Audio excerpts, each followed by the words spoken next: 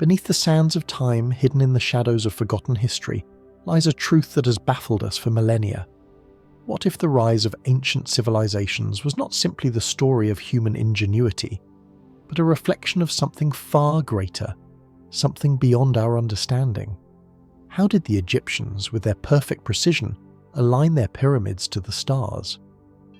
What guided the builders of Machu Picchu to construct their city high in the Andean clouds, using stonework so precise it defies modern engineering? And in the deserts of Mesopotamia, what inspired the Sumerians to create the world's first written language, carving symbols into clay that still speak to us today? From the towering ziggurats of Babylon to the mysterious carvings on Easter Island, each civilization leaves behind whispers of knowledge that seems too advanced for its time. Were these societies truly just reflections of their age? Or did they hold secrets that we have yet to fully uncover?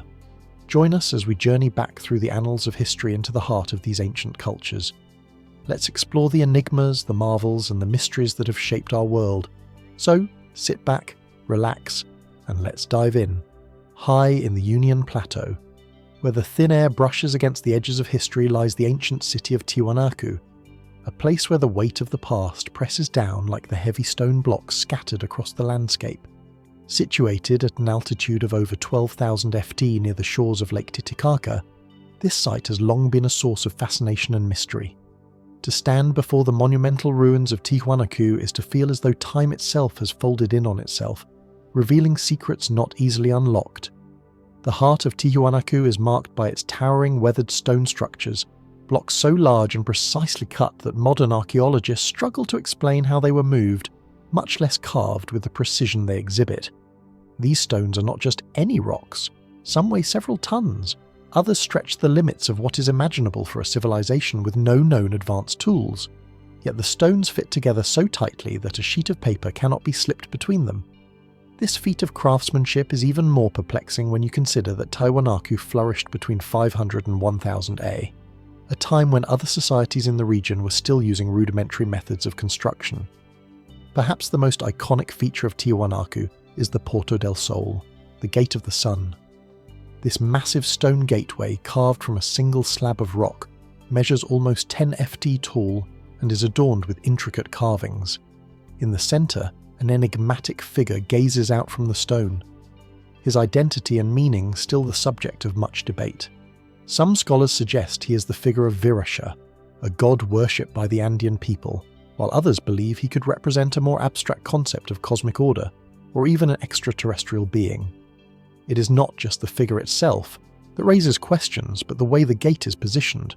It aligns with the sun's movement during the solstices, suggesting that the builders possessed a deep understanding of astronomy, an understanding that is still not fully grasped.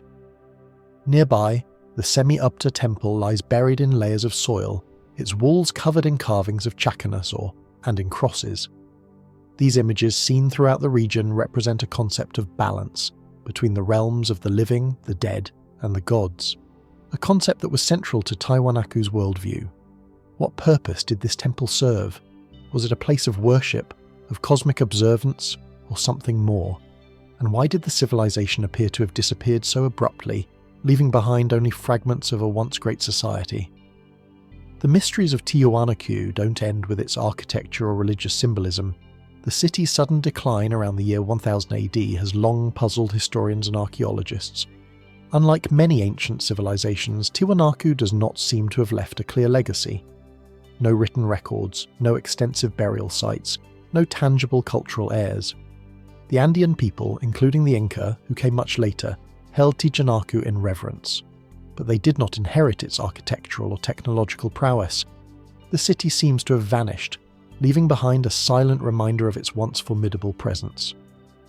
One theory suggests that environmental changes played a significant role in the collapse of Tiwanaku.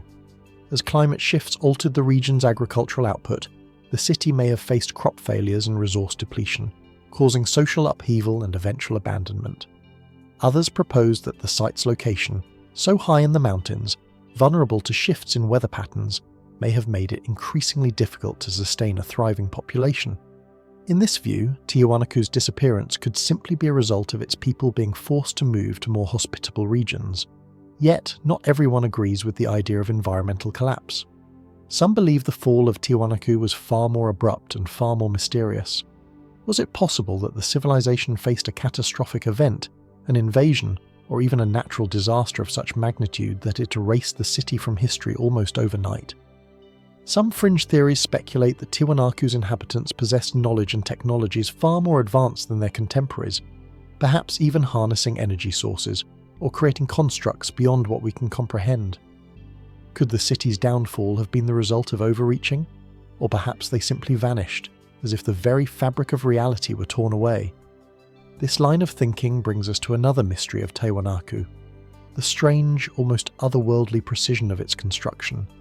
Some suggest that the builders of Tiwanaku were not just skilled engineers, but perhaps guided by something or someone beyond the realm of known history. The alignment of the city with celestial bodies, the perfectly cut stones, and the seemingly inexplicable advanced knowledge of geometry and astronomy have all contributed to the idea that Tiwanaku's creators may not have been of ordinary human origin. In the 19th century, when explorers first discovered Tiwanaku, the idea of extraterrestrial influence was more popular. Ancient astronaut theorists proposed that advanced beings from other worlds could have assisted in the construction of the city, leaving behind clues in the form of carved stone figures and strange geometric patterns. While these theories have been largely dismissed by mainstream scholars, they continue to captivate imaginations, partly because Tiwanaku remains one of the most enigmatic civilizations in the Americas. Despite the many theories, one thing remains clear. We're still left with questions. The city of Tiwanaku, with its mysterious architecture, its abrupt collapse, and its enduring legacy in the hearts of indigenous Sandian peoples, refuses to yield all of its secrets. Some believe that the answers lie in the stones themselves, waiting to be uncovered by future generations of archaeologists. Others believe that Tiwanaku's mysteries are bound to the very fabric of human history, that they are fragments of a past so distant we may never fully grasp their meaning. For now, the ruins of Tiwanaku stand as an enduring testament to a civilization that was and yet still is elusive in the face of modern understanding. Its story, its true story, remains hidden in plain sight, waiting, if for the right eyes, to finally see it. The question is, are we prepared to understand it? Or will Tiwanaku remain as it always has, a riddle wrapped in stone and silence? As we leave the high-altitude ruins of Tiwanaku behind, we travel across time and space, arriving in the arid plains of southeastern Turkey, a place where the Earth has for millennia kept a secret so profound it has reshaped our understanding of early human civilization. Here, nestled in the rolling hills of the Anatolian Plateau, lies Göbekli, an archaeological site that challenges everything we thought we knew about the dawn of human society. Carved from the very bedrock beneath it, Göbekli isn't just ancient. It is prehistory itself, older than the pyramids of Egypt, older than Stonehenge, and perhaps most startling of all, older than the advent of agriculture. The site was first unearthed in the 1990s, and what began as an unremarkable hilltop turned into one of the most significant archaeological discoveries of the 20th century. Beneath the surface, researchers found the remnants of what can only be described as a vast pride ceremonial complex. Large stone pillars, some standing over 16 ff tall, are arranged in concentric circles, their surfaces adorned with intricate carvings of animals, lions, boars, snakes, birds. The level of craftsmanship, the scale of the construction, and the sheer mystery of its purpose leave us with more questions than answers. Göbekli is unlike any other site from its time. It predates the development of agriculture, a fundamental shift in human history that is often considered the birth of civilization itself. Yet here we have evidence of a society capable of creating monumental architecture, shaping massive stone pillars, and organising large-scale construction projects. This raises an unsettling question. How could hunter-gatherers, people with no permanent settlements, no surplus food, and no written language, possibly have the means or the motivation to build such a complex? Mainstream archaeology suggests that Göbekli was a religious or ceremonial site.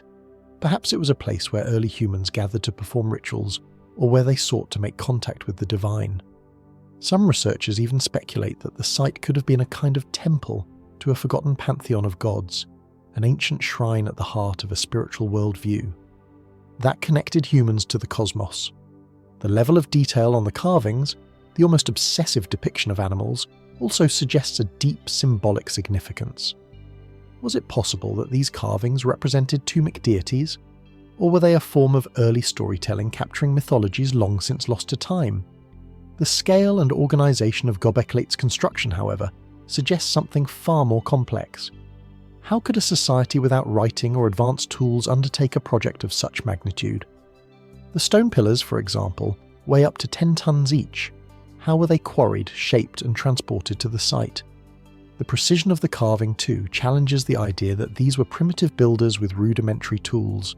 The craftsmanship on display hints at knowledge and skill far beyond what we typically associate with hunter-gatherer groups. Could it be that the builders of Göbekli had access to techniques that have been lost to history? Or were they somehow guided by knowledge we're only just beginning to rediscover? As we delve further into the mysteries of Göbekli Tepe, we must ask if this site is older than the agricultural revolution. What does that tell us about the nature of early human society? If humans were capable of constructing such monumental structures before settling into agricultural life, what other lost capabilities might they have had? Some fringe theories offer even more speculative answers. A popular but controversial idea suggests that Göbekli Tepe might have been constructed by an advanced pre-agricultural civilization, one that existed thousands of years before what we now consider the beginning of recorded history. Could the builders of Göbekli Tepe have been the inheritors of knowledge passed down from an even older civilization? Perhaps one that had mastered technologies we cannot even begin to imagine. Others suggest the possibility of an extraterrestrial influence, citing the precision of the stonework and the intricacy of the carvings as evidence of a higher intelligence. While this theory is not widely accepted among mainstream archaeologists, it speaks to the awe that Göbekli inspires, an awe that has led some to look beyond the conventional explanations for what it might represent. Then there's the question of why the site was deliberately buried around 8000 BCE, an event that remains as enigmatic as the site itself. After all, Göbekli Tepe seems to have served a clear purpose, and its creators went to great lengths to build it. So why, when it was so carefully constructed, would its builders then choose to bury it? Was the site abandoned for a specific reason? Or did the people who constructed it intentionally conceal their work, leaving the monumental structures hidden beneath layers of earth? Could there have been a cultural or religious reason for its burial?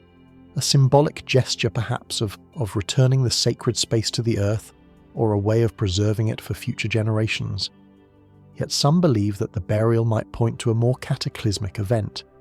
Perhaps the collapse of the society that built Göbek, whether due to war, famine or environmental catastrophe, led the survivors to bury the site, not as an act of reverence, but as an attempt to erase it from memory. If so, what did they fear about their own creation? What was it about Göbekli Tepe that made it so important, so significant that it warranted such an extraordinary act of concealment? The more we learn about Göbekli Tepe, the more we realise how little we actually know. The site continues to challenge our understanding of the past, raising as many questions as it answers. Were the builders of Göbekli Tepe simple hunter-gatherers? Or were they members of a lost civilization with far more sophisticated knowledge than we give them credit for? Was it a centre of religious ritual or something more? And perhaps most intriguingly of all, what else might be hidden beneath the earth, waiting to be uncovered? As we stand on the threshold of this ancient mystery, one thing is clear. Göbekli is not just a relic of the past. It is a reminder that there is still much to discover about our own origins, about the lost civilizations that shaped our world, and about the depths of human potential that have yet to be fully realized. The mystery of Göbekli Tepe, like so many others, remains unsolved, and the more we learn, the more we are forced to confront the possibility that the answers we seek may be far stranger than we ever imagined. As we leave the highlands of Anatolia and the dust of ancient stone, we turn our attention to the warm-arid lands of the Arabian Peninsula, a place where civilization flourished long before the great empires of the Mediterranean. Here in the vast desert expanses of what is now modern-day Yemen, the kingdom of Himyar once thrived. A civilization so enigmatic, its secrets remain buried beneath the sands of time. The kingdom of Himyar, which existed from around the 1st century BC to the 6th century CE, was a powerhouse in the ancient world. Strategically positioned on the trade routes that connected the Roman Empire to India and beyond. Its capital, the city of Zafar, was an oasis of culture and wealth, adorned with magnificent architecture and surrounded by fertile land fed by the ancient irrigation systems of the region. But for all its grandeur, Himyar's story is wrapped in mystery. Its origins, its rise to power, and its sudden disappearance all leave more questions than answers. One of the most striking features of Himite culture was its impressive art and architecture. In the heart of the kingdom, carved into the stone hills, are remnants of grand palaces, temples, and towering obelisks, all etched with symbols and inscriptions that reflect the kingdom's rich history. The Himyarites spoke an ancient South Arabian language, and their written script known as Musnad is one of the oldest in the region. Yet, despite the impressive achievements of the kingdom, the lack of a cohesive historical record leaves us with only fragments of understanding. Among the most fascinating artifacts found in Himyar ruins are the inscriptions that speak of kings and deities, of trade and warfare, and of a civilization deeply connected to the surrounding Arabian and African regions. The Himyarites were known for their incense trade, which was highly prized by the Romans and other ancient cultures. The region's incense, frankincense, and myrrh became synonymous with wealth, luxury, and religious ritual. It is said that the Himyarites controlled the incense trade for centuries, acting as middlemen between the East and West, controlling the flow of these sacred substances across the Red Sea. However, as we delve deeper into the mysteries of Himyar, the story becomes less clear. The kingdom's true nature remains shrouded in the mists of time, with historians and archaeologists still unable to agree on key aspects of its culture. One of the most debated aspects is the Himites' religious practices. The kingdom was initially polytheistic with a pantheon of gods that seemed to reflect the complex relationship between the Himyarites and the surrounding cultures. The gods they worshipped were linked to natural forces, gods of the sun, moon, and earth, as well as gods of fertility and agriculture. But as the centuries passed, the kingdom of Himyar underwent a profound transformation. Around the 4th century CE, a dramatic shift occurred. Christianity began to spread through the Arabian Peninsula, and the Himyarites began to adopt the new faith. The process was not as simple as it might seem. It was fraught with tension, and there are conflicting accounts of whether the conversion was peaceful or the result of violent conquest. Some sources suggest that the Himites embraced Christianity in a way that reflected their own unique interpretation of the faith, blending it with their traditional beliefs. Others claim that the conversion was a political move, an attempt to align themselves with the powerful Christian empires of the Byzantine and Ethiopian kingdoms. In fact, the relationship between the Himyarites and the neighbouring Christian kingdoms of Ethiopia is another intriguing aspect of their history. For a time, the Himyarite kingdom was under the control of a series of rulers who were said to have been influenced by Ethiopia's Christian monarchy. Some even suggest that the Himyarite rulers were puppets of the Ethiopian Christian emperor, making the entire Himyarite kingdom a battleground between competing religious and political ideologies. But it is the fall of the Himyarite kingdom that remains one of its greatest mysteries. By the 6th century, Himyar, which had once been a prosperous and powerful kingdom, was all but erased from history. The last known Himyarite ruler, King Yusuf Azar, was defeated by an invading force of Ethiopian Christians, marking the end of the kingdom's reign. The suddenness of the collapse and the lack of clear historical records raises several questions. Was the downfall of Himyar simply the result of military defeat? Or was it part of a larger shift in regional power dynamics? Did internal conflict or religious strife play a role in the kingdom's collapse? What makes the fall of Himyar even more perplexing is the fact that in many ways, the kingdom seemed to disappear from the historical record almost overnight. After the fall of the Himyarites, the region was absorbed into the larger Arab empires and the traces of Himyarite culture and influence faded into obscurity. Despite the impressive archaeological finds in the region, very little is known about the final years of Himyar. Were the people of Himyar assimilated into the surrounding cultures, or did they simply vanish? Moreover, there are persistent rumours and fringe theories suggesting that the Himyarites were not simply a group of ancient Semitic people, but that they were part of a broader, now-lost civilization, a people whose influence stretched far beyond the Arabian Peninsula. Some claim that the Himyarites were an offshoot of an even older civilization that had been destroyed by a cataclysmic event, leaving behind only traces of their existence in the form of inscriptions, ruins, and legends. Others point to the architectural style and material culture of the Himyarites, which bears similarities to those found in the ancient civilizations of the Nile Valley and the Horn of Africa. Were the Himyarites an isolated culture, or were they part of a much larger interconnected network of ancient civilizations, each influencing the others in ways we have yet to fully understand? Some even speculate that the Himyarites, with their advanced irrigation techniques, monumental architecture, and strategic location on trade routes, may have been the inheritors of knowledge from a much older civilization, one whose technologies and cultural practices were lost long before the rise of known historical empires.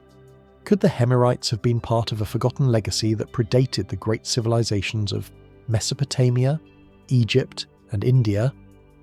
As the sands of time continue to shift, the kingdom of Himyar remains one of the most enigmatic chapters of ancient history. Its rise, its power, and its sudden disappearance raise fundamental questions about the nature of ancient civilization itself. What drove the Himyarites to achieve such greatness, and what forces led to their ultimate downfall? Was their fate sealed by external invaders, or was there something more to the story, something that has yet to be uncovered? In the end, the kingdom of Himyar, like so many lost civilizations, is a mystery that invites us to look deeper, to question our assumptions, and to wonder what might still be hidden beneath the surface, waiting to be discovered. After the fall of the Himyarite kingdom, we journey further out into the vast expanse of the Pacific Ocean to a remote and isolated speck of land known as Rapa Nui, better known to the world as Easter Island. Located nearly 200 km off the coast of Chile, this small island has become synonymous with mystery. Its name evoking images of towering stone figures, the moai that rise out of the earth like silent sentinels. These massive statues with their stoic faces and enigmatic expressions have captured the imagination of explorers, archaeologists and theorists alike. But the true story of Rapa Nui, its people, its culture, and its ultimate collapse, remains one of the most intriguing puzzles in the history of human civilization. When you stand on Easter Island's windswept shores, the feeling of isolation is immediate and palpable. The island, only about 63 square miles in size, is surrounded by the boundless expanse of the Pacific Ocean. There are no other land masses for thousands of miles in any direction. The landscape itself is stark and volcanic, with our sharp craters and jagged cliffs that fall dramatically into the ocean below. In many ways, the island feels as though it has existed in a world of its own, a world untouched by the outside, cut off from the rest of humanity for much of its history. It is here in this remote corner of the world that a civilization once thrived, its people carving and raising nearly 900 moai statues, some of which stand over 30 feet tall and weigh up to 80 tons. These colossal figures, each with a distinct elongated face, were carefully placed along the island's coastlines, gazing inward toward the settlements of the island's inhabitants. The sheer scale of the moai and the effort required to carve, transport and erect them raises immediate questions. How did a people so isolated manage to accomplish such monumental feats? And why, for all their remarkable achievements, did their civilization ultimately collapse? The accepted narrative is that the Rapa Nui people arrived on the island sometime between the 8th and 12th centuries, though some theories suggest an even earlier settlement. They developed a complex society that flourished for centuries, mastering agricultural techniques, constructing intricate stone platforms known as au, and of course, creating the moai. The statues are believed to represent ancestral deities or chiefs, figures of great spiritual significance. The moai were erected on the Yahoo platforms as a means of honouring these figures with the belief that the spirits of the ancestors would watch over and protect the living. What is remarkable about the moai is not just their size and scale, but the craftsmanship involved. The stone used to carve the statues, primarily volcanic tuff, was soft enough to work with tools made of basalt. Yet, the figures' facial features are remarkably refined. They convey an expression of power, serenity, and even mystery. But the purpose behind their construction remains unclear. Were the Mai symbols of religious devotion, political power, or both? And why were so many of them placed along the coast, looking inward toward the settlements, rather than outward to the sea? For much of the 20th century, historians and archaeologists believed that the moai were erected by successive generations of Rapa Nui people, each group adding their own to the collection as a means of honouring their ancestors. But as research on Easter Island progressed, a different story began to emerge, one that raised more questions than answers. The first clue that something went terribly wrong came in the form of the island's ecological collapse. When the first Europeans arrived on Easter Island in the 18th century, they found a society that had already been drastically altered. The towering moai still stood, but the island was largely deforested, its once rich ecosystem in ruins. Archaeologists later uncovered evidence of widespread soil erosion and agricultural decline, suggesting that the Rapa Nui people may have overexploited their resources. How could a society that had built such impressive statues have failed to protect their environment? Theories abound, but the most widely accepted explanation is that the Rapa Nui people's need for timber to transport and raise the moai led to the deforestation of the island. With no trees left to create canoes, the islanders were cut off from their maritime resources, and the fertile soil was eroded by wind and rain. As food became scarce, the island's social structure began to unravel, leading to internal conflict and a collapse in both population and culture. But even as these ecological and social explanations make sense, there remains a lingering mystery.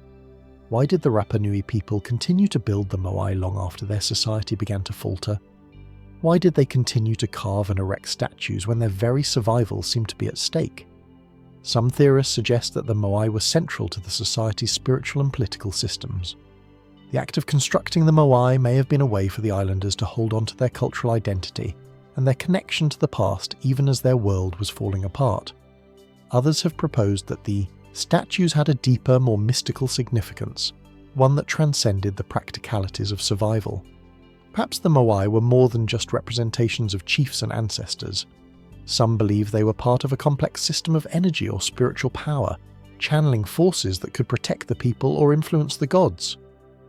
Could the moai have been seen as conduits for divine protection, or a means of manipulating the environment to ensure prosperity?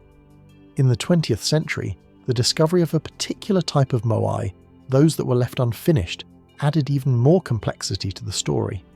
These figures, often incomplete and left abandoned in the quarry, suggest that the island's once thriving artistic tradition had come to an abrupt halt. Could it be that the unfinished moai symbolized the end of an era, a reflection of a society on the brink of collapse? Or were they the product of a struggle between competing factions, each seeking to control the moai's spiritual power? As the centuries passed, the moai were toppled, their faces buried in the earth, as the Rapa Nui people fought to preserve what was left of their culture.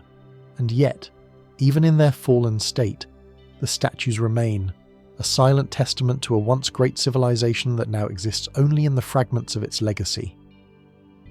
Despite centuries of study and research, the true purpose of the moai and the reasons behind the downfall of Rapa Nui remain elusive. Was the collapse of this civilization purely the result of environmental degradation? Or was there something more at play? Did the moai have a spiritual significance beyond what we can understand? And why in the face of such hardship did the Rapa Nui people continue to erect statues that seem to carry the weight of a dying culture? Rapa Nui is a reminder that even in the most remote corners of the earth, civilizations have risen and fallen, leaving behind legacies that speak to both their greatness and their fragility. The moai, standing in silence along the coast, continue to watch over the island, silent witnesses to a past that still holds mysteries waiting to be unraveled. As we gaze upon these ancient figures, the question remains, what do the moai truly represent? And what, if anything, are we still missing from the story of Easter Island's rise and fall? As the last echoes of Rapa Nui fade into the distant horizon, we now turn our gaze to the rugged cliffs and valleys of southwestern Turkey, an area where the ancient world's mysteries continue to intrigue and confound us. Here, nestled among the mountain passes and along the coastline, lies the land of the Lycians, a civilization that flourished more than 2,000 years ago, yet whose legacy remains elusive, marked by an intriguing blend of profound cultural achievements and unresolved questions. The Lycians occupied a strategically significant region that stretches across the modern provinces of Antalya and Mola, where the Mediterranean Sea kisses the rugged Turkish coastline. Today, the landscape of Lycia is dotted with dramatic cliffs, sweeping valleys, and hidden coves. A place where ancient tombs and ruins carved into the very rock seem to emerge from the land as though they were part of its natural formation. Among the most striking features of Lycian civilization are its monumental rock-cut tombs. These tombs, many of which are found in the town of Myra, modern-day Demay, are carved directly into the cliffs towering above the valley floor like ancient sentinels. The tombs with their elaborate facades resemble miniature temples, some with ornate columns, pediments, and intricate carvings, suggesting a culture that not only valued the afterlife, but also sought to honour the dead in ways that were both grand and spiritual. The most famous of these tombs, the Lycian rock tombs of Myra, are thought to belong to the region's elite, but the details of the society they served remain unclear. The Latians were a people with a language and script all their own. Latian, an ancient Anatolian language that remains only partially deciphered. Many of their inscriptions, often found on the rock tombs themselves, offer glimpses into their world, the names of kings, the titles of rulers, and occasionally phrases that hint at their religious beliefs and rituals. But despite the discovery of several bilingual inscriptions, Lycian and Greek, much of the language is still undeciphered, leaving many of their stories untold. What did the inscriptions say about their rulers, their gods, or their daily lives? And why, despite these fragments of understanding, does so much about the Lycians remain a mystery? The city of Xanthos, once the heart of Lycian civilization, is another focal point in our exploration. It was here that the Lycians left behind an astonishing array of inscriptions and monuments, some in the form of grand stele and others in the shape of larger-than-life statues. The Leon tomb of Piava and the Nereid monument, both discovered in the 19th century, stand as prime examples of Leon artistry and craftsmanship. The Nereid monument, which was later moved to the British Museum, is one of the most detailed and spectacular monuments ever to come out of ancient Anatolia, depicting gods, warriors, and mortals in intricate relief. It paints a vivid picture of a society that saw the divine as a powerful and integral force in everyday life. Yet, much like the rock tombs, these monuments raise more questions than they answer. Who were the Lucians, and how did they fit into the broader context of the ancient Mediterranean world? Some historians suggest they were part of a larger Anatolian culture, deeply connected with the Aegean civilizations to the west, while others argue they were a distinct entity with their own unique identity, one that maintained a strong sense of independence for much of its history. Indeed, the Lycians seem to have been fiercely proud of their autonomy. Unlike many of their neighbours who were frequently absorbed into larger empires, the Lycians retained their independence for centuries, even managing to resist domination by the mighty Persian Empire for a time. This spirit of resistance is perhaps best exemplified in the siege of Xanthos in 546 BCE. As the Persian forces advanced, the Lycians, faced with certain defeat, chose to commit mass suicide rather than surrender. Their defiance has been immortalized in ancient accounts, but the motives behind such an extreme decision remain unclear. Was it simply an act of desperation, or did it speak to something deeper? A sense of cultural pride and an unwillingness to submit to foreign rule? And what did this choice mean for the Lycian people's worldview? Was death in their eyes a better alternative to being absorbed into the empire? As we delve into the Lycians' religious practices, another layer of mystery begins to unfold. Their pantheon of gods appears to have been a complex mixture of local deities and imported figures from the Aegean and Mesopotamian worlds. Inscriptions found in Xanthos and other Lycian cities revealed gods with names like Artemis, Apollo, and Heracles. Yet, the Latians also venerated a host of unique deities, including the enigmatic Leato, who may have been a god tied to both nature and the afterlife. Could the Lycians have had a religious tradition that integrated elements from several ancient cultures, creating a unique spiritual system that remains elusive to us today? One particularly curious aspect of Lycian religion is their treatment of the dead. The grand rock tombs that dot the region suggest that the Latians placed great importance on burial rituals with the elaborate structures designed to ensure the deceased's journey to the afterlife.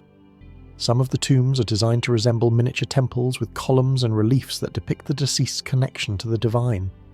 Was this symbolic of a belief in the immortality of the soul, or was it a more practical reflection of the Lycians' desire to maintain a connection with their ancestors? Were the tombs meant to be repositories of power, ensuring that the spirits of the dead could continue to influence the living? These tombs, with their striking facades and hidden chambers, are not the only mysteries that the Atlians left behind. The Lycian cities themselves, many of which remain buried or in ruins, provide only fragments of understanding.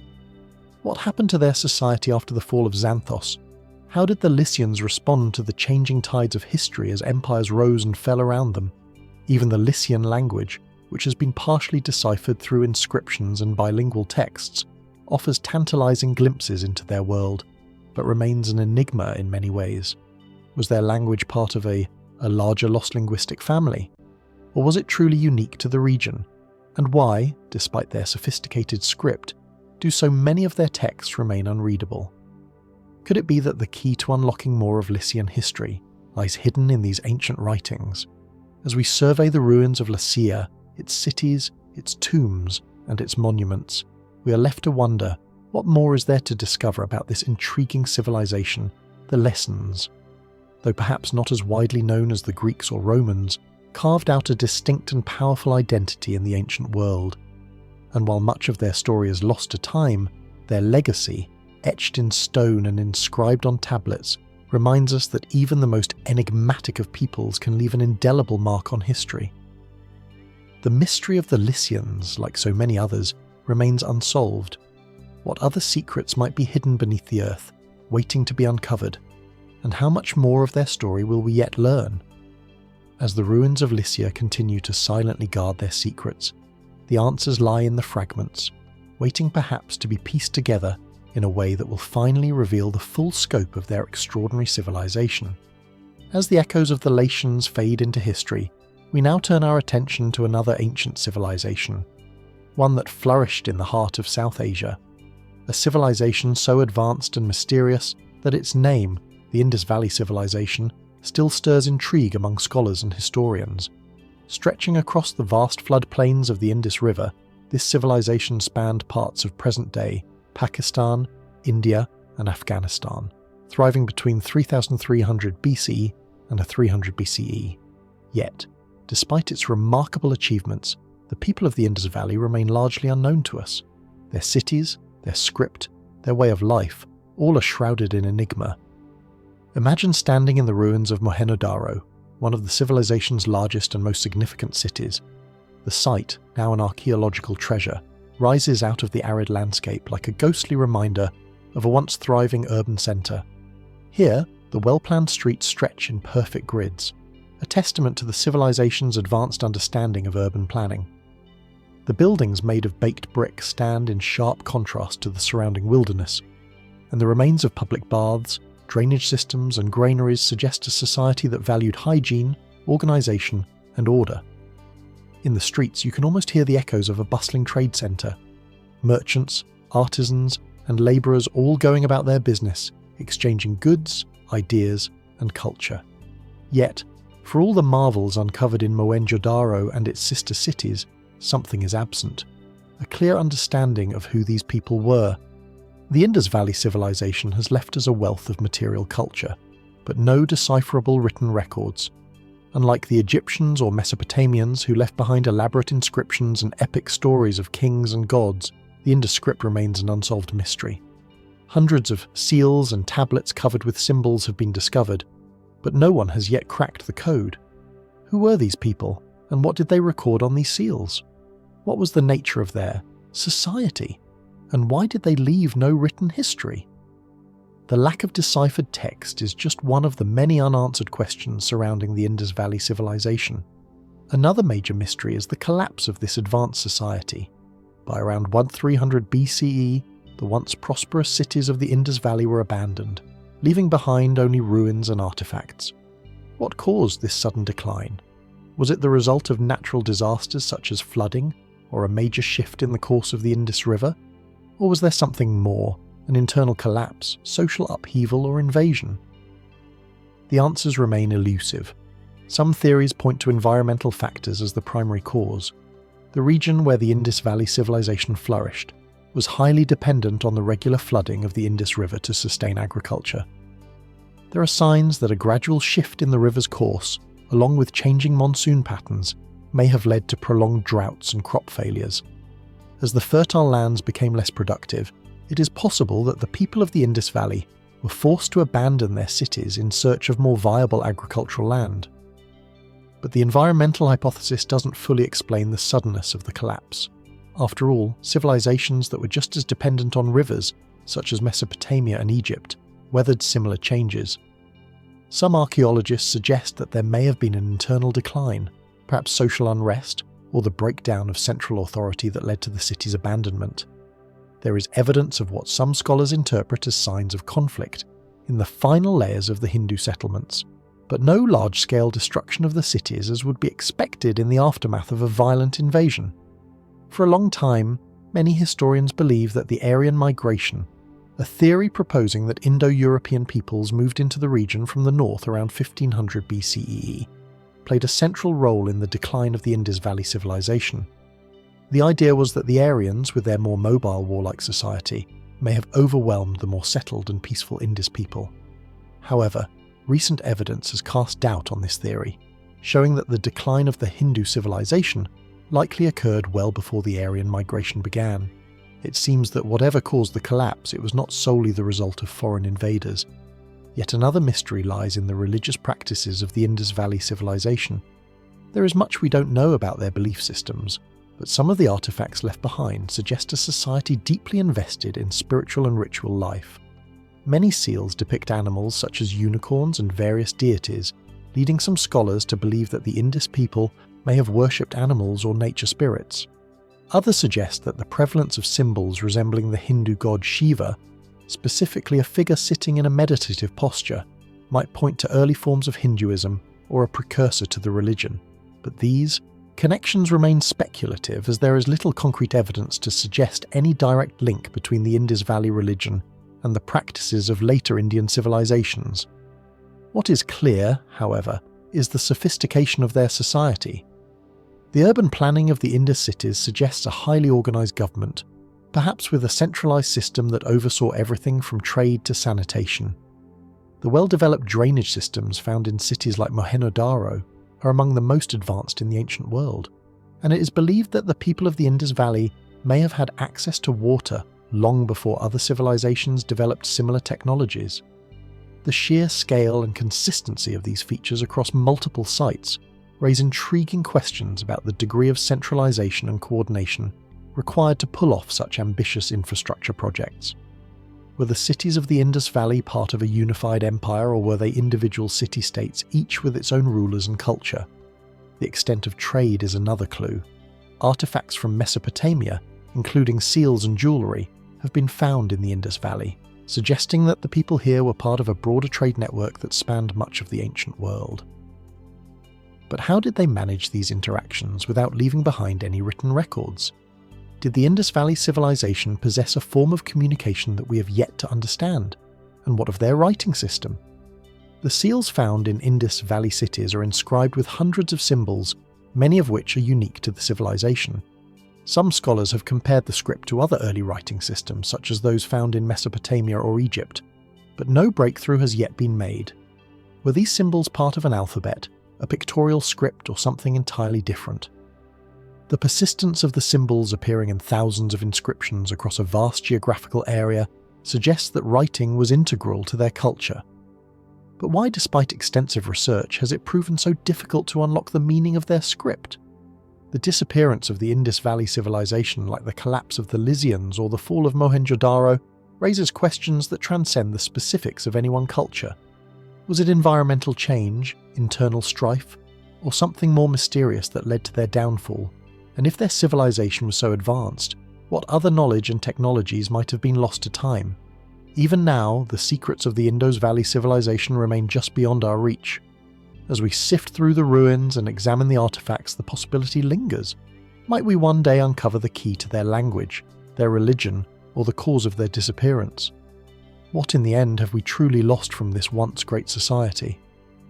The answers are still buried, perhaps waiting for the next breakthrough, or perhaps forever hidden in the sands of time. As we shift from the enigmatic ruins of the Indus Valley, we find ourselves in the arid deserts of the American Southwest, where another ancient civilization once flourished, the ancestral Puebloans, also known as the Anasazi.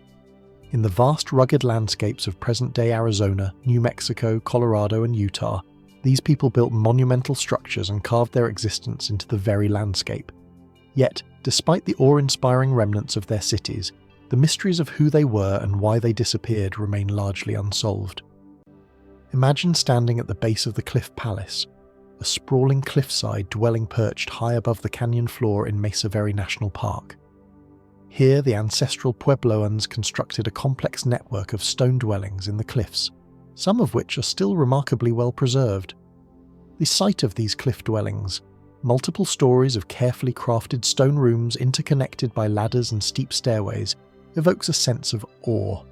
The craftsmanship and ingenuity of these structures are extraordinary, with walls built to withstand the harsh conditions of the desert. And yet, there's something haunting about their isolation. A feeling that these buildings were not just homes but repositories of stories that are now lost to time. These cliff dwellings, like the famous Choco Canyon and Bandelier National Monument, stand as testaments to a highly organised society, one that knew how to master the natural world around them.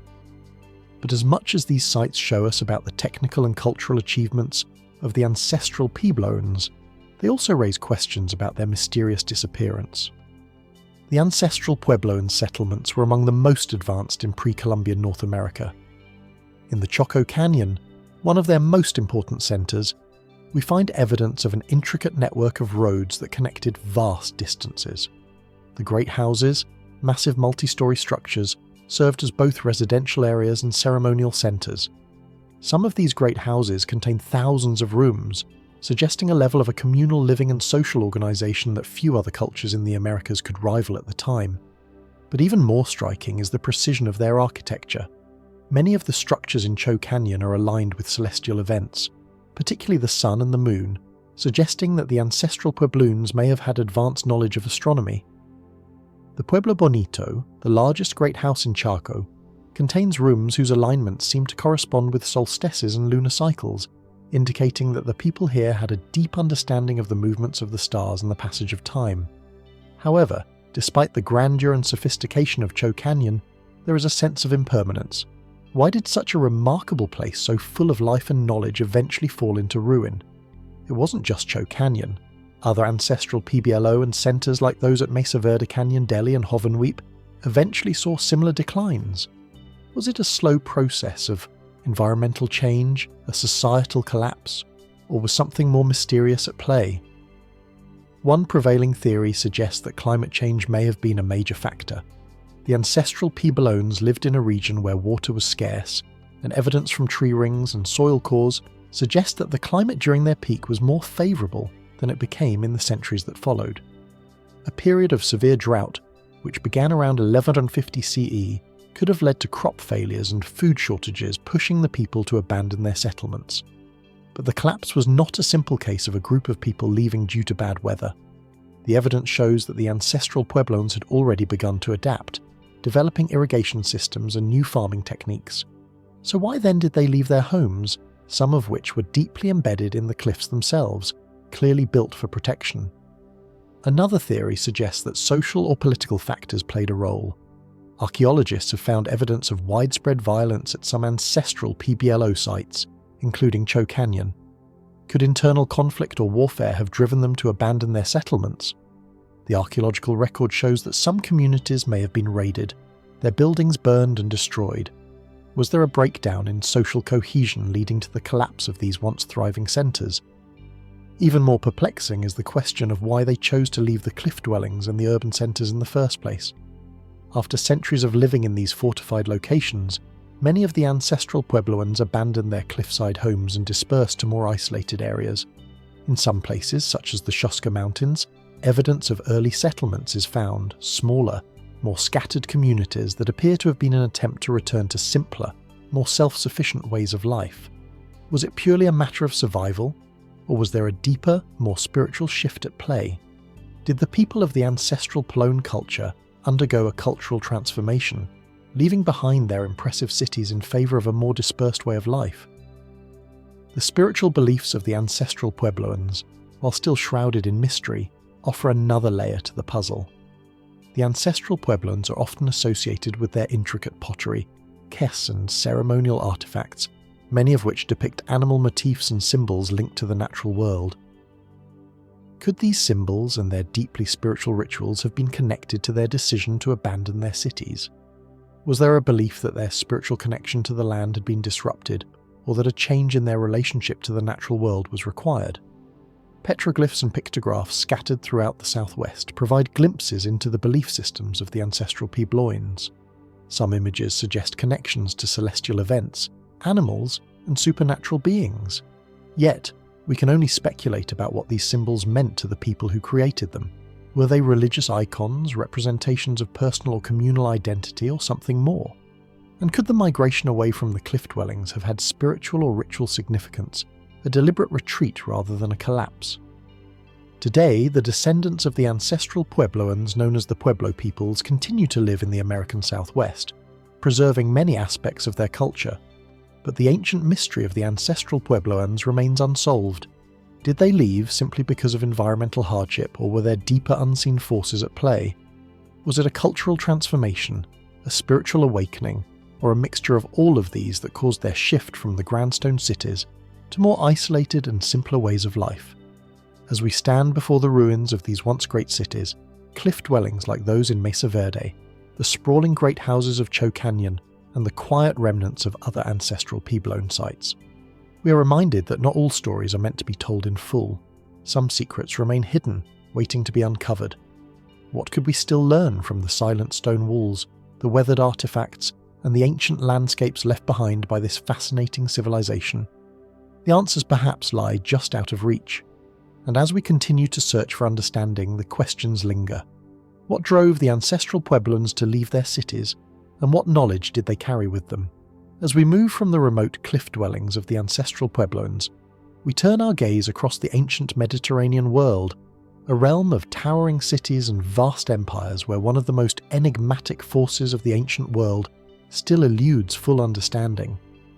These were the Sea Peoples, a group of mysterious raiders whose impact on the civilizations of the Late Bronze Age was profound, yet whose origins and identity remain a subject of intense debate among historians.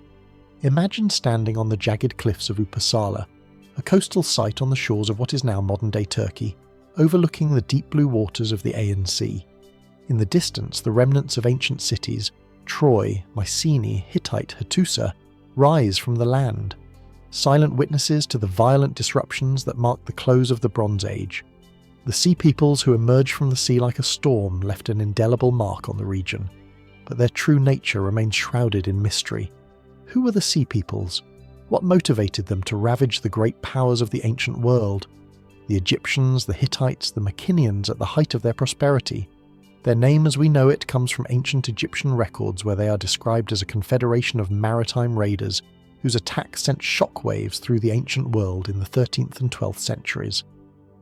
BCE, the Medinet Habu, the mortuary temple of Ramses III in Egypt, is one of the few places where the Sea Peoples are mentioned with any degree of detail. The reliefs on the walls show fierce warriors, their faces partially obscured by helmets wielding weapons of destruction as they descend upon Egyptian cities. Yet for all the vivid depictions of their raids, the question remains, who were these people? The Egyptian records provide a glimpse of their actions but little about their origins, and the names of the tribes like the Peliset, Cheka and Shiran are almost as mysterious as the raiders themselves. Were they seafaring invaders from distant lands? Or were they displaced populations from within the very territories they attacked? The idea that the Sea Peoples were a series of migrant groups fleeing from collapse in their own homelands is one theory that has gained traction. Evidence suggests that the Bronze Age collapse, a period of widespread upheaval in the eastern Mediterranean, triggered a series of mass migrations and conflicts.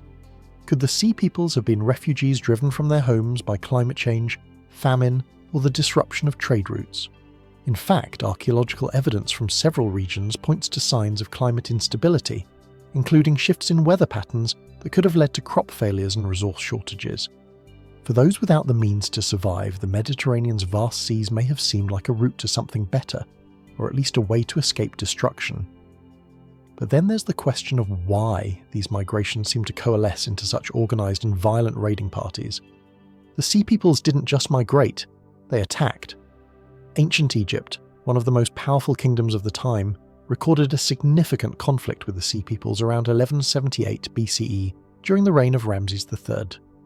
The Egyptian king's victory over the invaders is one of the few definitive pieces of evidence we have regarding the Sea Peoples' activities, but the Egyptian victory did not mark the end of their menace. By the time the Sea People's raids reached their peak, the Hittite Empire had already crumbled. The Mycenaean cities of Greece had been destroyed, and trade networks across the region had collapsed. Could the Sea Peoples have been responsible for the widespread destruction of these civilizations? Or was their rise merely a symptom of broader systemic changes? Some scholars believe that the Sea Peoples were a contributing factor to the Bronze Age collapse, but it's difficult to say whether they were the primary cause or merely one of many elements in a complex process. Were they a force of nature, a whirlwind of destruction that swept through a region already on the brink of collapse? Or was there something deeper at play, some latent cause that pushed these once powerful civilizations to unravel so rapidly? The role of the Mycenaeans in this collapse is particularly intriguing. Their culture, famous for its palatial structures and intricate art, seems to have collapsed in tandem with the Sea People's rise. Menian cities like those at Tiran and Chios were fortified with massive walls designed to withstand siege and invasion. Yet by the end of the 13th century BCE, these cities were abandoned and their palaces were burned. Could the Sea Peoples have played a role in this destruction? Evidence of burnt layers in the archaeological record supports the theory that these cities were attacked perhaps by the very Sea Peoples whose identity continues to elude us. Another theory posits that the Sea Peoples were a coalition of displaced peoples rather than a single group originating from several different regions. The names of the Sea Peoples mentioned in Egyptian inscriptions Peliset, Cheka and Turan are associated with different parts of the Mediterranean from the Aegean to Anatolia, and even as far as the Levant.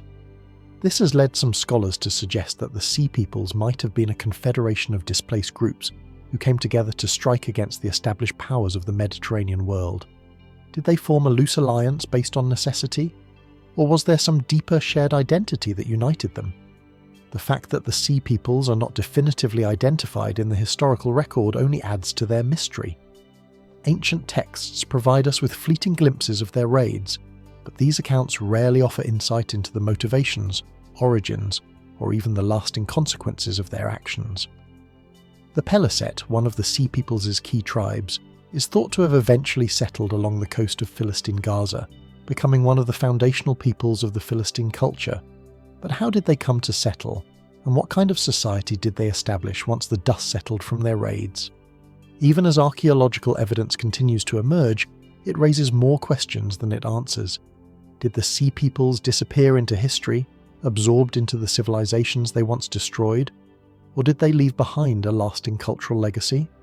What can their raids tell us about the larger dynamics of the Mediterranean world during a time of upheaval? As we stand on the threshold of understanding, we are left to contemplate the enduring mystery of the Sea Peoples. Were they a product of their time, a desperate, dislocated force driven by the collapse of civilizations? Or did they represent something more, a harbinger of change in a world on the brink of transformation? And as we sift through the layers of ancient history, we must ask, what more remains to be uncovered about these shadowy figures from the deep? As we leave the turbulent shores of the Sea Peoples behind and journey through time, we arrive in the dense jungles of present-day Mexico, Guatemala, Biz, Honduras, and El Salvador. Territory once dominated by the Maya civilization. In the southern lowlands, a region thick with overgrown vegetation and sweltering heat. The remnants of one of the most extraordinary cultures in the ancient world still rise above the treetops like a forgotten kingdom. Here, beneath the canopies of trees older than any modern civilization, lies a puzzle that has fascinated scholars and explorers for centuries. Imagine standing at the edge of Tikal, one of the most majestic Maya cities, its towering pyramids piercing the sky. The great plaza, flanked by massive temples and palaces, is bathed in the soft light of dawn. The jungle alive with the calls of distant birds and the rustling of unseen creatures seems to pulse with a quiet energy, as if the very air holds the whispers of a civilization long past. Towering pyramids like Temple and Temple II, once the centres of political and religious life, now lie silent, surrounded by the creeping fingers of nature. These monumental structures, which once hosted grand ceremonies, now serve as timeless witnesses to a civilization that reached its zenith, only to fade into mystery. The Maya, whose civilization flourished for nearly 2,000 years, were masters of art, science, and architecture. Their cities were filled with vast pyramids, intricate palaces, and grand plazas, all constructed with an astonishing understanding of mathematics, astronomy, and urban planning. They created complex writing systems, leaving behind thousands of glyphs that chronicled their history, politics, and myths. Their achievements in architecture alone would be impressive by modern standards. Each pyramid and temple was designed with celestial precision, aligning with the movements of the sun, moon, and stars. But what happened to the Maya? What caused the fall of their once great cities in the southern lands, particularly during the Classic period, which ended abruptly around the 9th century CE? The mystery of their decline is one of the most enduring puzzles in ancient history. The ancient cities of the southern lands, such as Tikal, Calakmul, and Karakol, were thriving metropolises at the height of the Maya civilization. These cities were not isolated. They were part of a vast network of trade routes, cultural exchanges, and political alliances that spanned the entire region. The Maya built sophisticated infrastructure, including elevated roads known as sakop and intricate water management systems to channel rainwater and irrigate crops in a region that was often subject to seasonal droughts. Yet by the end of the 9th century, many of these cities began to decline. The once thriving metropolis of Tikal saw its population dwindle and its grand pyramids fell into ruin. In the wake of this sudden collapse, many cities were abandoned, leaving behind only stone monuments and crumbling ruins. But what caused such a profound and rapid decline? Was it the result of internal conflict, environmental stress, or some other more enigmatic force? One theory points to the climate crisis that gripped the region during this period. Evidence from paleoclimatic data, including tree ring records, suggests that the southern lowlands experienced several severe droughts in the centuries leading up to the Maya collapse. Could this have been the breaking point for a society that was so intricately tied to the land? The Maya depended heavily on agriculture, particularly the cultivation of maize, which required a reliable water supply. If the rains failed during key growing seasons, it could have led to widespread food shortages, causing social unrest and destabilizing once flourishing cities. Some scholars speculate that these droughts may have contributed to the Maya's eventual migration to more northern areas where conditions were more favorable, but climate change alone may not account for the full picture. Archaeological evidence also points to a more complex scenario. Warfare too may have played a significant role in the Maya collapse.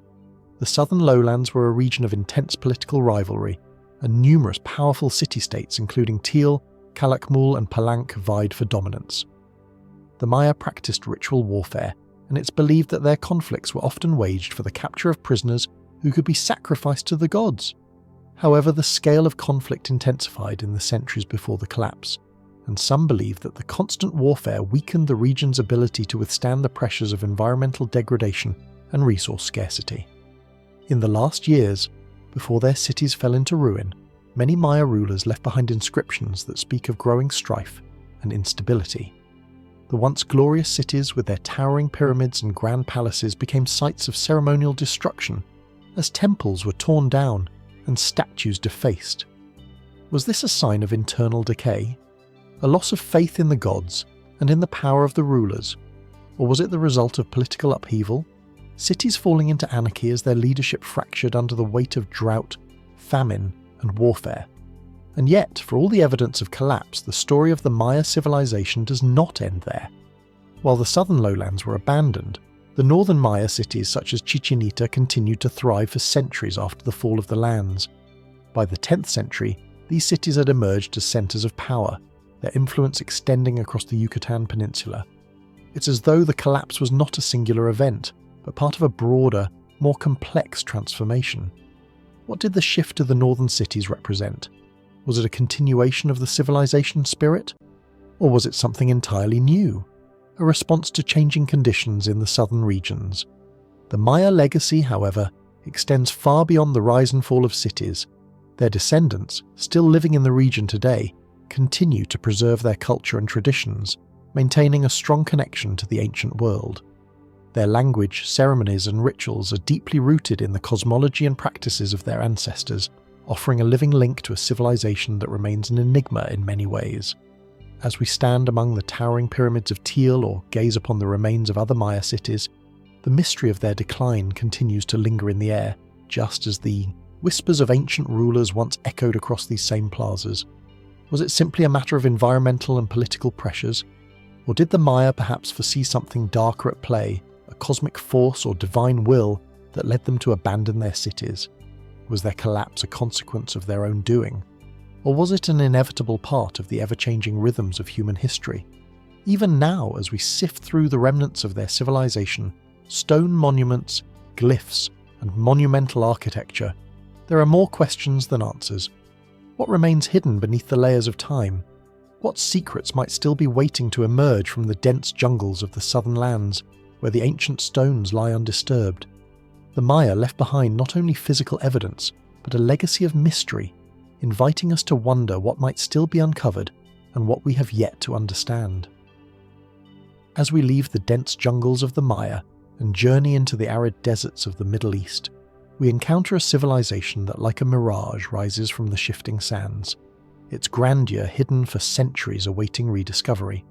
The Nabateans, an ancient Arab people, built a culture that thrived in the harsh landscapes of what is now Jordan, Saudi Arabia, and parts of Syria. At the heart of their civilization lies the majestic city of Petra, a place whose very existence was long relegated to the pages of legend before being revealed to the modern world in the early 19th century. They imagined standing at the edge of Petra's Isles that leads into the heart of the city. The sun hangs low in the sky, casting golden rays across the towering sandstone cliffs, whose deep red and orange hues seem to shift as the light moves. As you make your way through the gorge, you are drawn forward by the soft echo of footsteps, the sound of your presence seeming to reverberate off the ancient stones.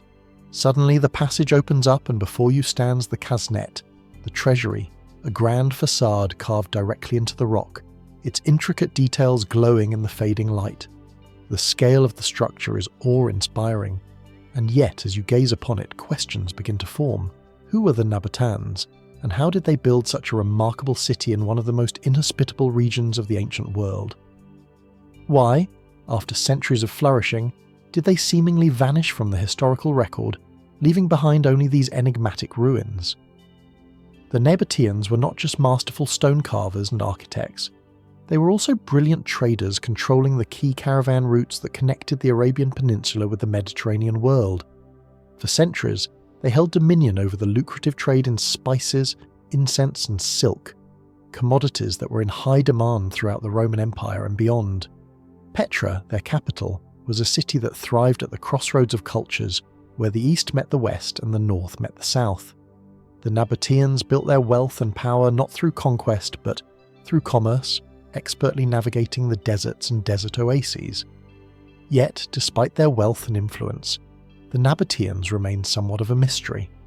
Unlike other ancient civilizations, there are no extensive written records left behind by the Nabateans themselves. What we know about them comes primarily from the accounts of outsiders, Greek, Roman and Jewish historians, and from the material remains they left behind. This scarcity of primary sources only deepens of the intrigue surrounding their rise and fall. The architecture of Petra is perhaps the most enduring testament to Nabatean ingenuity. The city is a wonder of engineering with over 800 structures carved directly into the rock, including tombs, temples, houses and water channels. The Nabateans were also skilled engineers, creating an advanced water management system that allowed them to survive in one of the driest regions on Earth. They constructed intricate cisterns, aqueducts and channels that captured and stored rainwater, enabling their city to flourish in a landscape that would otherwise have been inhospitable. The sophistication of these water systems speaks to a deep understanding of both engineering and the natural world. But how did the Nabateans achieve such mastery over their environment? Some scholars suggest that their knowledge was not simply a product of trial and error, but perhaps a legacy passed down from earlier, more ancient cultures. There are hints of this in the complex blend of Greek, Egyptian, and Persian architectural styles found in Petra, suggesting that the Nabateans were not isolated, but part of a broader interconnected world. Did their expertise in water management and construction come from a deep-seated cultural exchange with neighbouring civilizations? Or did they develop their own innovations in response to the harsh conditions they faced? As we look deeper into the ruins of Petra, we are drawn to another question. Why did the Nabateans disappear from history? The city of Petra flourished for centuries, and yet by the 4th century CE, after a period of Roman domination, it began to decline. Some historians point to the Roman annexation of Nabatean lands as a turning point, arguing that the absorption of Petra into the Roman Empire led to the city's eventual fall. With Roman control came the decline of the Neapolitan trade network, and over time, Petra's role as a central hub of commerce diminished. Yet, this explanation alone does not fully account for the suddenness of the city's collapse. Others have suggested that environmental factors may have played a role. The region's fragile ecosystem, already strained by the demands of agriculture and trade, could have been further destabilized by changing climate patterns, resulting in a period of drought that would have disrupted agriculture and the water systems upon which Petra relied. Could such environmental shifts have played a part in the fall of a civilization that thrived on the delicate balance between human ingenuity and nature? There is also the possibility that internal political turmoil contributed to the decline. As with many ancient civilizations, the rise of powerful external forces such as the Romans often coincided with internal instability. The Nabateans may have faced challenges from within as competing factions vied for power, weakening their ability to defend against external threats. The precise causes remain uncertain, and the suddenness with which Petra fell into relative obscurity adds to the enigma. Perhaps most intriguing of all is the possibility that there is still much about the Nabateans that we have yet to uncover. While Petra has been extensively studied, many other Nabatean cities and sites remain unexplored, hidden beneath the sands of time. Could there be undiscovered treasures, scrolls, or artifacts that could shed light on the Nabateans' rise, their sudden decline, or the culture that flourished in this ancient desert kingdom? In recent years, advances in technology such as LR light detection and ranging have allowed archaeologists to map the ancient city and its surrounding areas with unprecedented detail, revealing new structures and networks previously hidden beneath the earth. What secrets might these new discoveries hold? Could they provide more answers about the fate of the Nabateans and their relationship with the powerful empires that surrounded them? And might we one day uncover the true story of their civilization, one that could change our understanding of this enigmatic people? As we stand in the shadow of Petra's weathered stone facades, gazing at the silent remnants of a once great city, we are reminded of the fragility of history. The Nabateans have left behind a legacy of remarkable ingenuity and beauty, but also a profound mystery that has yet to be fully unravelled. What lies hidden beneath the sands, waiting to be discovered? What more might we learn about a civilization that was shaped by the desert, but whose story remains lost to time? As we continue our journey through the ancient world, we leave behind the sun-scorched deserts of the Middle East and head toward the fertile plains of Eastern Europe, to a civilization whose name echoes like a whisper across time. The Cucuteni Trialia culture nestled between the modern borders of Ukraine, Romania and Moldova. This ancient society thrived thousands of years ago at the cusp of the Neolithic and Copper Ages. Yet despite its significant influence on the prehistoric world, much about the Cucuteni Trialians remains shrouded in mystery. Imagine standing on the edge of the Tus River in modern-day Ukraine. The landscape is peaceful with undulating hills and lush forests stretching out as far as the eye can see. The river, calm and slow-moving, winds its way through a valley that has seen the rise and fall of countless civilizations. Beneath this tranquil surface, however, lies a deep history. Thousands of years ago, this very landscape was home to a society that built not just villages, but sprawling planned cities, some with populations that rivaled those of ancient Egypt or Mesopotamia. At the heart of their cities were remarkable ceramic artifacts, elaborately decorated pottery, and massive homes, many of which have been uncovered through modern archaeology.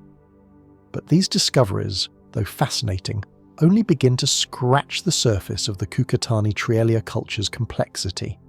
The mystery deepens when you consider their unique settlement patterns. The Cucuteni Trialians are believed to have created some of the largest known prehistoric settlements in Europe, with cities containing up to 15,000 people at their peak. What is even more surprising is that these cities were often burned and abandoned after a few generations, only to be rebuilt in the same locations, sometimes in even larger and more complex configurations. One of the most striking aspects of their settlements is the presence of large circular dwellings. These structures, sometimes arranged in concentric rings, hint at a society that was organised, intentional, and possibly governed by complex social or religious principles. What could have driven such an elaborate cyclical pattern of construction and destruction? Was it ritualistic? Or was there a more pragmatic reason for their seemingly deliberate abandonment of flourishing communities? Could these patterns be a form of symbolic renewal? Or were they the result of climate change, conflict, or resource depletion? As we explore the material culture left behind by the Cucuteni Trialians, one cannot help but be struck by the sheer beauty and sophistication of their craftsmanship. The pottery adorned with swirling geometric patterns is unlike anything found in other contemporary societies. Some of these designs resemble motifs seen in cultures that existed thousands of miles away, leading some to speculate about possible trade or cultural exchange between distant peoples. Could the Cucuteni Trialians have been connected to other early civilizations in ways we have yet to fully understand? Equally perplexing are the figurines that have been unearthed across their settlements.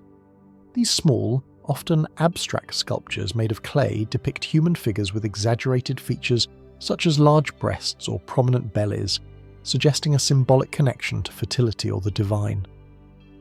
What role did these figurines play in Cucuteni Tripilia society? Were they offerings to the gods, talismans for good fortune, or something more? Some researchers have suggested they may have been used in rituals that celebrated the cyclical nature of life and death, hinting at a deeply spiritual or religious worldview. Others propose that they may have been representations of the female principle central to a matriarchal society, although this remains speculative at best. While the Cucuteni Trilia culture's material remains provide us with glimpses of their lives, there are still many questions left unanswered. The writing system they may have used, if it existed at all, remains elusive. Though some symbols have been found on pottery and other objects, they have yet to be definitively deciphered. Did the Cucuteni Trialians possess a written language, or were these symbols merely decorative? If they did have a writing system, what knowledge or stories did they record? Could it hold the key to understanding their complex societal structure and eventual decline? One of the most enduring mysteries surrounding the Cucuteni Tripialians is their sudden disappearance, around 3000 BCE. After thriving for centuries, their civilization began to decline. Archaeologists are still unsure what caused their collapse. Some believe that environmental factors such as climate change or soil exhaustion may have played a role, as the fertility of the land would have been crucial to sustaining their agriculture-based economy. Others propose that the collapse was due to invasions from neighbouring skew cultures, as the Cucuteni Trialians were in close contact with other peoples in the region. Still, no definitive cause has been identified, and their disappearance from the historical record remains one of the great mysteries of ancient Europe. What makes the Cucuteni Trilia culture even more intriguing is the fact that they seem to have been far more advanced than other contemporary societies in certain ways. Yet, their achievements are often overlooked in favour of the more well-known civilizations of the ancient world. Why is it that a people who created cities of such complexity and artistry have largely faded from our collective memory? Were their achievements simply lost to time, or was there something about their culture that was deliberately erased, perhaps even forgotten by those who followed them? Some have suggested that the Cucuteni Tripialians may have left behind more than just physical remnants of their civilization. Could their knowledge passed down through generations have influenced the development of other cultures in the ancient world? Did their innovative use of ceramics, their advanced understanding of agriculture, and their complex social structures shape the course of history in ways we have yet to understand? As we reflect on the legacy of the Cucuteni Tripialians, we are reminded of how much we still have to learn about this fascinating civilization. The artifacts they left behind, their pottery, figurines, and architectural remains offer tantalizing glimpses into their lives. Yet the full story remains incomplete. What remains buried beneath the soil, waiting to be uncovered? What secrets might still be hidden in the ruins of their cities, waiting to reveal their truth to those who are willing to listen? The Cucuteni Trilia culture may be gone, but their story is far from finished. And as we continue to piece together the fragments of their civilization, we are left to wonder how much of their history is still waiting to be discovered. As we journey deeper into the crossroads of ancient civilizations, we come to a land that for centuries thrived in the shadows of the great empires of the East and West. The Sogdians, once the heart of an ancient civilization, have left behind a legacy that remains as enigmatic as it is influential. Nestled between the towering mountains of Central Asia, this civilization flourished for over 1,000 years, from around 600 BCE to the early centuries of the Common Era. And yet, despite their central role in the history of trade and culture, much about the Sogdians remains shrouded in mystery. Imagine standing in the city of Samarkand during its prime, in the bustling heart of Sogdiana. The air is thick with the scent of spices, silk and incense carried by the trade winds along the Silk Road. This is no ordinary city but a gateway between the civilizations of the East, the Chinese Empire, the Indian subcontinent, and the great empires of the West such as Rome and Persia. The streets are a patchwork of caravans from every corner of the known world. Chinese merchants with their fine silk, Persian traders offering glassware and perfumes, and Roman soldiers bearing goods from the Mediterranean. Above it all, the towering minarets and majestic palaces reflect the wealth and diversity of this crossroads of cultures. But despite the Sogdians' prominence as traders, diplomats and artisans, the mystery lies in how little we truly know about them. Few records have survived, and much of what we do know comes from foreign sources. Yet, what is clear is that the Sogdians were far more than mere intermediaries. They were the lifeblood of trade across the Silk Road, connecting cultures, languages, and religions. Their language was spoken from the Mediterranean to China, and their art, particularly their distinctive murals and coinage, tell a story of a people who absorbed and transformed the cultures around them, leaving a cultural fingerprint that can still be traced today. The Sarian language itself is one of the few remnants of this civilization preserved in manuscripts and inscriptions scattered across Central Asia. This ancient language, written in an alphabet derived from Aramaic, reflects the fusion of cultures the Sogdians embraced. Yet, it is not just the words they left behind that intrigue historians, it is what those words convey. The Sogdians were deeply cosmopolitan, incorporating elements of Persian, Indian and Greek thought and art into their own. Through their trade routes, they spread Buddhism and Zoroastrianism across Central Asia, and perhaps even influenced the early spread of Islam centuries later. But how much of this was driven by the Sogdians themselves? And how much was influenced by the empires around them? One of the most captivating aspects of the Sogdians was their artistic achievements. Mural paintings found in ancient Sogdian tombs, such as those in Panjikant in modern-day Tajikistan, offer a vivid glimpse into their culture. These paintings depict not only scenes of daily life, but also fantastical worlds with gods, mythical creatures and merchants travelling to distant lands. The artwork is imbued with a cosmopolitan flair, blending elements of Persian, Greek, Indian, and Chinese styles, creating a visual language that transcended borders. What were these murals meant to convey? Were they simply decorative, or did they hold deeper meaning? Perhaps serving as a way to record the Sogdians' interactions with different cultures, or as a form of spiritual storytelling detailing the sacred and the everyday. In addition to their art, the Sogdians were renowned as skilled metalworkers and coin makers. Their coins, often depicting the faces of Sogdian kings alongside foreign deities or rulers, offer a unique insight into their perception of power, culture and religion. Some coins even features Greek gods, a testament to the long-lasting influence of Alexander the Great's campaigns in the region. These coins were more than just currency. They were instruments of influence, tools through which the Sogdians asserted their place in the interconnected world of the Silk Road. But why did they so readily incorporate foreign elements into their coinage? Was this an attempt to align themselves with powerful neighbours? Or did it reflect this Sogdians' own fluid identity, one that drew from many sources? The true mystery, however, lies in the Sogdian decline. By the 8th century CE, their cities began to fade into obscurity, and their culture slowly vanished from the historical record. Some scholars point to the rise of the Arab Caliphate, which swept through the region in the 7th and 8th centuries, and the subsequent Islamic conquest of Central Asia with the fall of the Sogdian cities, and much of their unique culture was absorbed or destroyed by the forces of Islam and the Sogdian language ceased to be spoken. But was it really the Arab invasions that caused the end of the Sogdians? Or were there other factors at play? Some suggest that environmental changes such as drought or shifted trade routes may have contributed to the collapse of their once thriving cities. Others speculate that internal strife, perhaps the fragmentation of their once unified empire, played a role in their eventual demise. What role did the Sogdians play in the world around them in their final years? Were they the architects of their own fall? Or did external forces act upon them, pushing them into the annals of history? The fall of the Sogdians leaves us with more questions than answers. Their cities, now reduced to ruins, still whisper their secrets, to those who are willing to listen. In the desert, sands, and along the Silk Road, the traces of their existence remain. A gilded tomb, a fragment of pottery, an inscribed coin. But even with the archaeological evidence, the true nature of the Sogdians remains elusive. Was their civilization truly absorbed into the great empires that followed, or did they leave behind a deeper legacy, one that may have influenced the cultures around them in ways we have yet to uncover?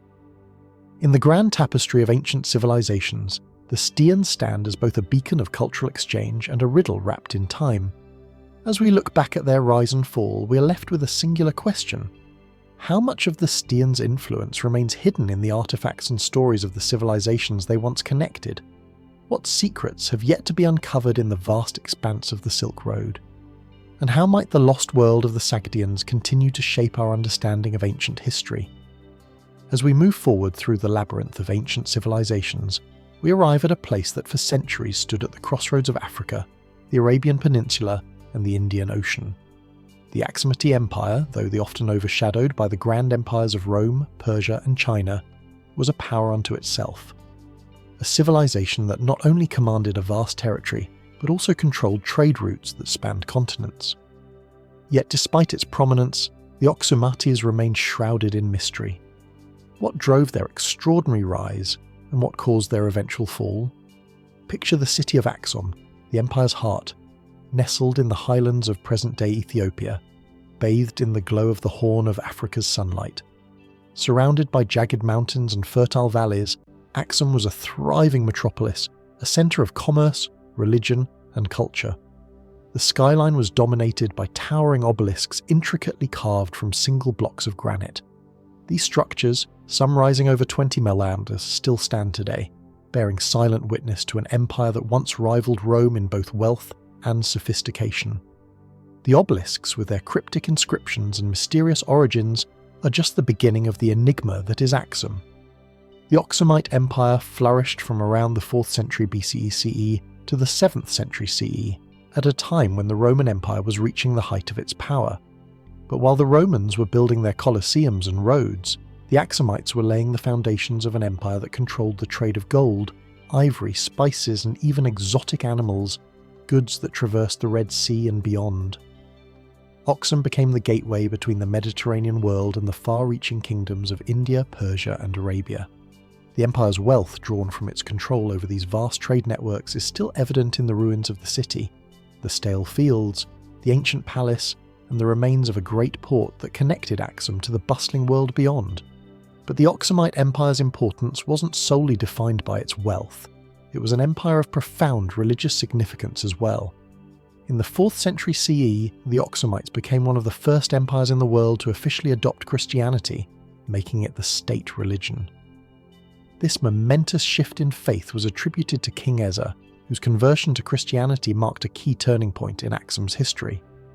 The question arises, why Christianity and why so early? Did it come as a result of diplomatic exchanges with the Roman Empire, or was it driven by deeper spiritual convictions within Aksum itself? And what of the Aksumites' pre-Christian beliefs? Evidence of ancient temples, inscriptions, and rituals suggest a complex spiritual tradition that may have fused local African deities with the foreign influences that entered through trade routes. The full extent of this religious transition, how it shaped Aksumite society, remains an open question. The story of the Aksumite decline, like its rise, is shrouded in mystery.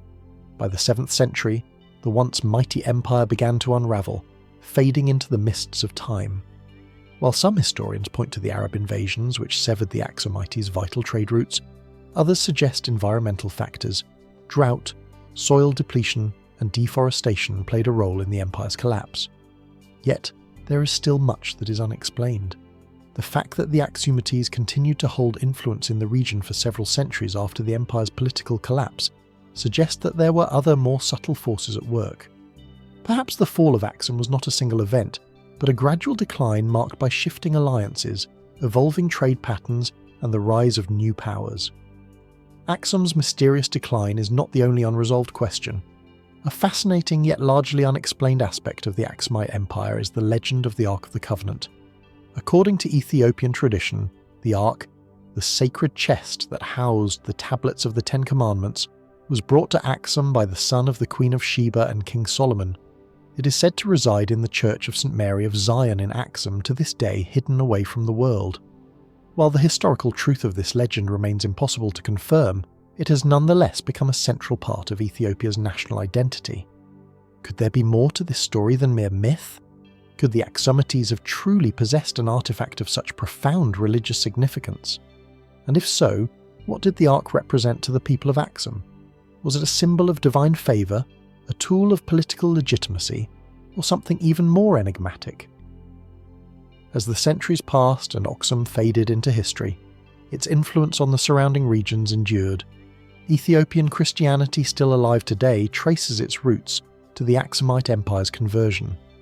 The cultural legacy of the Axumites also survives in the architecture and traditions of Ethiopia, including their iconic rock-hewn churches, which continue to draw the faithful and curious alike. Yet much of what made Axum great remains hidden beneath the surface. As though the land itself keeps its secrets close, there are still other mysteries that linger half-formed, waiting to be unearthed. The Aksumite script, for example, known as GZ, is one of the oldest written languages in Africa, but its origins remain elusive. How did this script evolve, and what role did it play in the administration and religious practices of the empire? How could it hold the key to understanding the deeper aspects of Aksumite society, such as their political system, their relations with neighbouring kingdoms, or their spiritual worldview? And then there are the Aksumite obelisks, those towering stone monuments that stand as silent sentinels to a once great empire. Though many have been taken by invaders over the centuries, several still stand in their original positions in Axum, but their exact purpose remains unclear. Were they simply markers of royal tombs, or did they serve a greater ceremonial or astronomical function? Some have even speculated that these obelisks may have held connections to ancient knowledge or astronomical alignments, suggesting that the Axumites were not only powerful traders and rulers, but also keen observers of the stars and the cosmos. Could the obelisks be more than just monumental architecture? Could they have been part of a broader system of knowledge that the Aksumites understood but which has since been lost to time? The Aksumite Empire's greatness and mysteries continue to captivate those who seek to unravel the secrets of this ancient civilization. And as we look back on their rise and fall, we are left with one pressing question. In the end, what was it that truly made Axum great? And what knowledge, perhaps forgotten by the world, still remains hidden beneath the sands of time? As we turn our gaze once more to the ancient world, we arrive at a civilization whose name echoes through history, yet whose true nature remains tantalizingly elusive: the Etruscans. Nestled in the rolling hills of what is now central Italy, this mysterious people forged a culture that both predated and influenced the rise of Rome. But while the Etruscans flourished, their origins and ultimate decline continued to stir debate among scholars and historians, leaving us with more questions than answers. Imagine standing in the heart of Etruria, an ancient region that stretches across modern-day Tuscany, Lazio, and Umbria, surrounded by rugged hills, verdant vineyards, and the scent of cypress trees in the air. The landscape is dotted with the remains of cities Veii, Torinia, Cvetari, and Volterra, each once home to a thriving civilization. But what is striking about the ruins of these cities is not just their scale and grandeur, but their striking sense of mystery. Their tombs adorned with elaborate fresco and inscriptions hint at a culture rich in ritual belief and complex social structures. Yet so much about the Etruscans remains beyond our grasp. The Etruscan civilization reached its peak between the 8th and 6th centuries BCE. At a time when Rome itself was still a fledgling settlement, the Etruscans built impressive cities, created advanced drainage systems, and pioneered artistic techniques that would influence Roman architecture and art for centuries to come. They were skilled traders, artisans, and mythologists known for their beautifully crafted jewellery, bronze statues, and intricate pottery. Their trade networks stretched from the Mediterranean to the Aegean, from Carthage to Greece and beyond. Yet, despite their achievements, much of the Etruscan language remains a mystery. Etruscan, the language spoken by this ancient people, has been described as one of the most enigmatic languages of the ancient world. It bears no close relation to any known Indo-European language, making it particularly difficult to decipher. Scholars have managed to translate a few short inscriptions, but much of the language remains locked in symbols that refuse to reveal their full meaning. How then did the Etruscans communicate? And what knowledge did their language hold? One of the most fascinating aspects of Etruscan culture is their religion, which was deeply intertwined with their view of the cosmos and the afterlife. At Etruscan, society was governed by a complex system of divination seeking guidance from the gods, through rituals that involved interpreting the flight patterns of birds, the entrails of sacrificed animals, and the reading of omens. Their religious practices were not just confined to temples, they were embedded in the very fabric of daily life. The Etruscans believed in an elaborate pantheon of gods whose favour was sought in matters both personal and political. But what did these beliefs truly mean? Could the Etruscans' devotion to the gods have been rooted in a deeper understanding of the forces of nature? Or were they simply the product of ancient superstition? Perhaps the most iconic image of Etruscan culture is the elaborate tomb paintings that adorn the walls of their burial chambers. These fresco depicting feasts, musical performances, and scenes of the afterlife offer a glimpse into the Etruscan worldview. What is particularly striking is the recurring theme of life after death, which appears central to Etruscan beliefs. The tombs, often filled with luxurious grave goods, suggest that the Etruscans view death not as an end but as a transition to another realm. Could their tombs hold secrets that might shed light on their understanding of the afterlife? What can the positioning of the bodies, the objects placed with them, and the imagery on the walls tell us about the Etruscan conception of immortality? While the Etruscans were undeniably influential, they were also shrouded in mystery. One of the most persistent questions is, where did they come from? Ancient historians such as the Greek historian Herodotus offered various theories.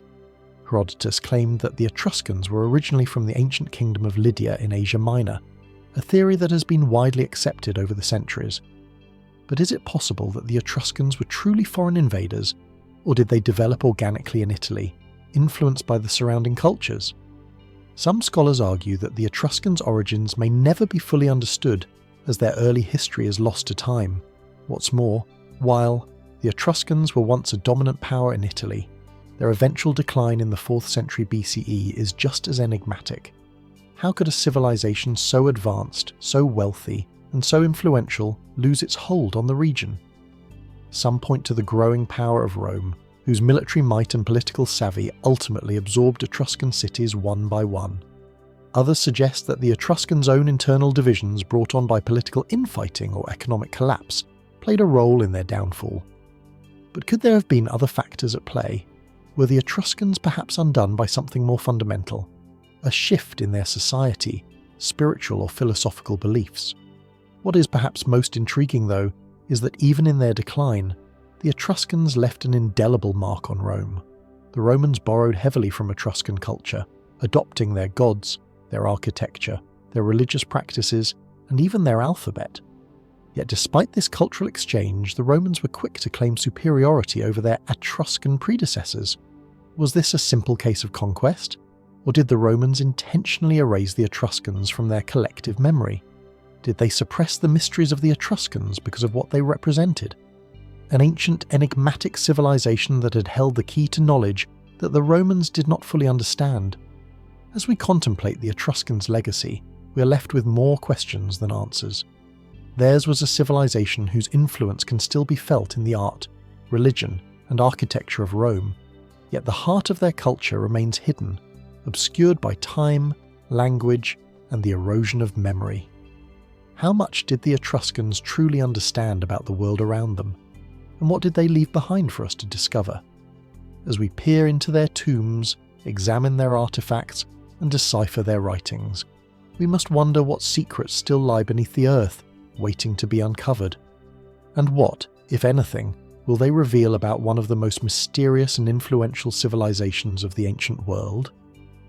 In the heart of the Mississippi River Valley, just beyond the banks of the mighty river in what is now Illinois, lies a sprawling ancient metropolis that once rivaled the greatest civilizations of its time. Cahokia, the largest and most powerful city of the Mississippian culture, rose to prominence around 1050 CE and flourished for nearly 3 centuries until it mysteriously declined around the 14th century. Today, the ruins of this once thriving city, now a UNESCO World Heritage Site, are a silent testament to the complex and advanced society that called this land home. But as much as we know about Cahokia, much of its story remains shrouded in mystery. The city's most striking feature is the Monk's Mound, an enormous earthwork structure that towers over the landscape, rising nearly 100 yards aloft. It is the largest pre-Columbian earthwork in North America. Its sheer size and scale are mind-boggling, particularly considering the methods used to build it. Thousands of labourers over generations hauling dirt and debris to create a structure that still stands as a monumental testament to the engineering skills of the Mississippians. From its summit, one could once gaze over the entire city, which at its peak may have housed as many as 20,000 people. But what was Monk's Mound used for? Scholars agree that it likely served a ceremonial or religious function, possibly as the centre of power with temples or the residence of a ruler at its peak. Yet the lack of definitive evidence leaves open the question of how this mound fit into the broader structure of Mississippian society. Did it symbolise the connection between the earthly and the divine? Was it a seat of political power, or perhaps both? Why was it constructed with such effort and precision? And what did its creators hope to achieve by building such a monument to the heavens? The city of Cahokia was organised around a series of large earthen mounds, each of which may have had its own particular function, from ceremonial spaces to elite burial sites. The city itself was built along a grid system, a layout that is both practical and purposeful, but also somewhat mysterious. Unlike many ancient cultures, the Mississippians left no written records to explain their city planning or their construction methods. What does this highly organised, almost cosmopolitan layout tell us about their society? Was Cahokia merely a trading hub, or was it a centre of political, cultural and spiritual influence, one that commanded power and resources from surrounding regions? One of the more puzzling aspects of the Mississippian culture is the evidence of a complex religious system with elaborate rituals and belief systems that appear to have influenced neighbouring cultures. The Woodhenge, a series of wooden posts arranged in a circular pattern, is thought to have been an astronomical observatory, tracking the movements of the sun and marking key points in the solar calendar. The very existence of such a structure raises profound questions about the sophistication of the Mississippians' understanding of the cosmos. Did the Mississippians have knowledge of celestial movements that was more advanced than we realise? Could they have used this knowledge for practical purposes such as agricultural cycles? Or was there a deeper spiritual connection to the heavens that we have yet to fully comprehend? Intriguingly, the Mississippians appear to have had significant contact with distant cultures. Archaeological evidence points to trade networks that stretched across the eastern United States and even as far as the Gulf Coast and the Great Lakes. Exquisite artifacts such as copper ornaments, shell beads and pottery reveal a people who are connected to a vast web of commerce and cultural exchange. The Mississippians' ability to engage in long-distance trade suggests a level of organisation and cooperation that would have been necessary for maintaining such far-reaching networks. But how did such a network operate?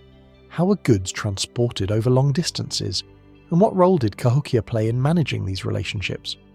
Perhaps one of the most intriguing mysteries of Cahokia is its sudden and unexplained decline. By the early 14th century, the once thriving city began to unravel. Evidence of abandonment, warfare, and environmental degradation can be found in the archaeological record. What caused the collapse of a city that had reached such heights of power and influence? Was it simply a natural consequence of overpopulation, or was there a more complex confluence of factors at play? Some scholars have proposed that environmental changes such as soil erosion, deforestation, or a shift in climate may have contributed to the city's downfall. Could a society so closely tied to agriculture and the surrounding environment have suffered from resource depletion or crop failure? Other theories point to social unrest or internal conflict, suggesting that Cahokia's political structure may have been destabilized by factionalism or uprisings. Still, others suggest that the Mississippians' religious practices focused heavily on the sun and intertwined with ritual sacrifice and complex ceremonies may have led to internal divisions or a loss of faith in the system that once held the city together.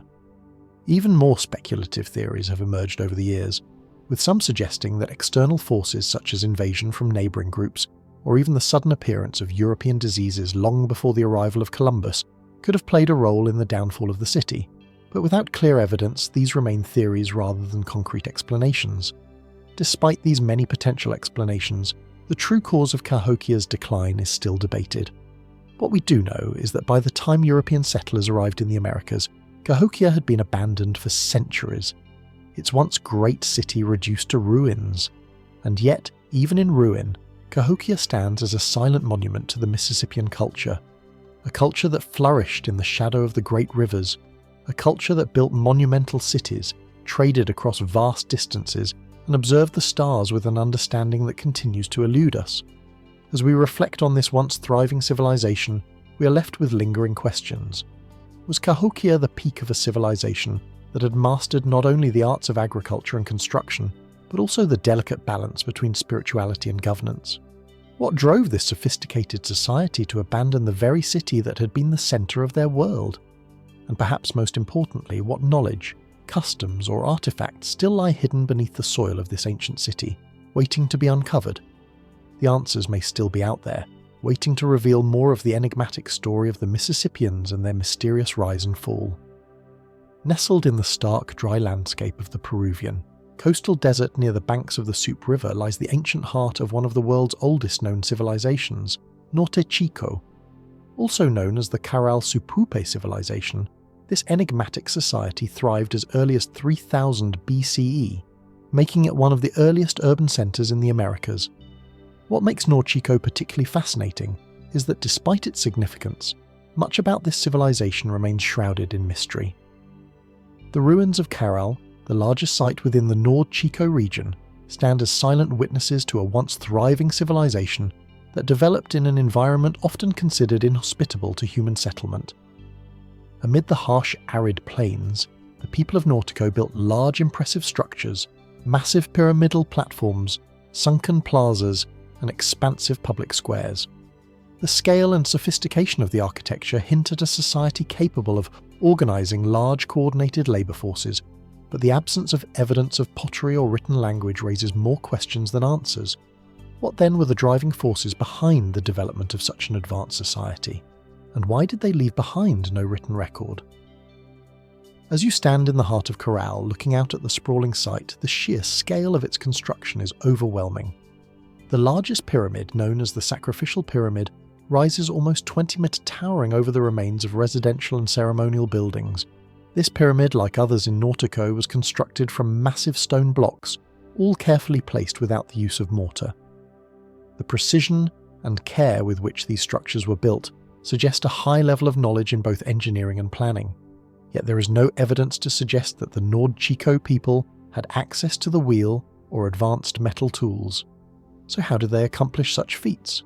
What motivated them to create monumental structures without the more obvious technologies we associate with ancient civilizations?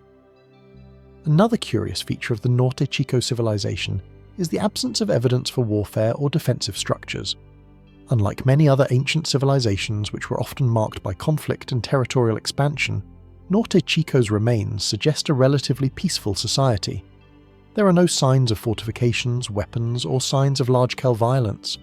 Instead, the focus seems to have been on social and religious organisation. Was this a society that valued cooperation over conquest? Could their relative isolation and peaceful existence have played a role in their development? Or were they simply a society that did not feel the need to build walls, believing their natural surroundings were protective enough? In the absence of written records, archaeologists have turned to other clues to uncover the nature of the Norte Chico civilization. One of the most significant discoveries is the cue, a system of knotted strings used by the Andean cultures to record information. While the quipu is most famously associated with the Inca Empire, which came centuries later, it appears that the people of Nautico also employed this system, though its full function remains unknown. Some theorists have suggested that the cue might have been used for administrative or accounting purposes, tracking resources or population numbers. Others have speculated that it could have served as a form of ritualistic communication, a way for the people to connect with the divine. What secrets might the cue still hold? Could it be the key to unlocking deeper aspects of their society? Or will it remain an enigma for us to ponder? The Norte Chico civilization also stands out because of its apparent lack of evidence of agriculture on the scale typically associated with early urbanization. Unlike other ancient civilizations such as the Egyptians or Mesopotamians, who relied heavily on irrigation to sustain their cities, the people of Nautico seem to have developed a unique relationship with the environment. They grew cotton and cultivated squash, beans, and peppers. But what stands out is their use of the anchovy fish as a significant part of their diet. The abundance of fish remains in archaeological digs suggests that the people of North Chico may have relied heavily on the ocean and river systems, tapping into aquatic resources as a primary food source. Could the reliance on such a resource-rich environment have allowed the civilization to thrive in the harsh desert without the same need for intensive agriculture? Despite the seeming prosperity of the Nautico civilization, evidence suggests that they eventually began to decline around 800 BCE, though the reasons for their collapse remain speculative.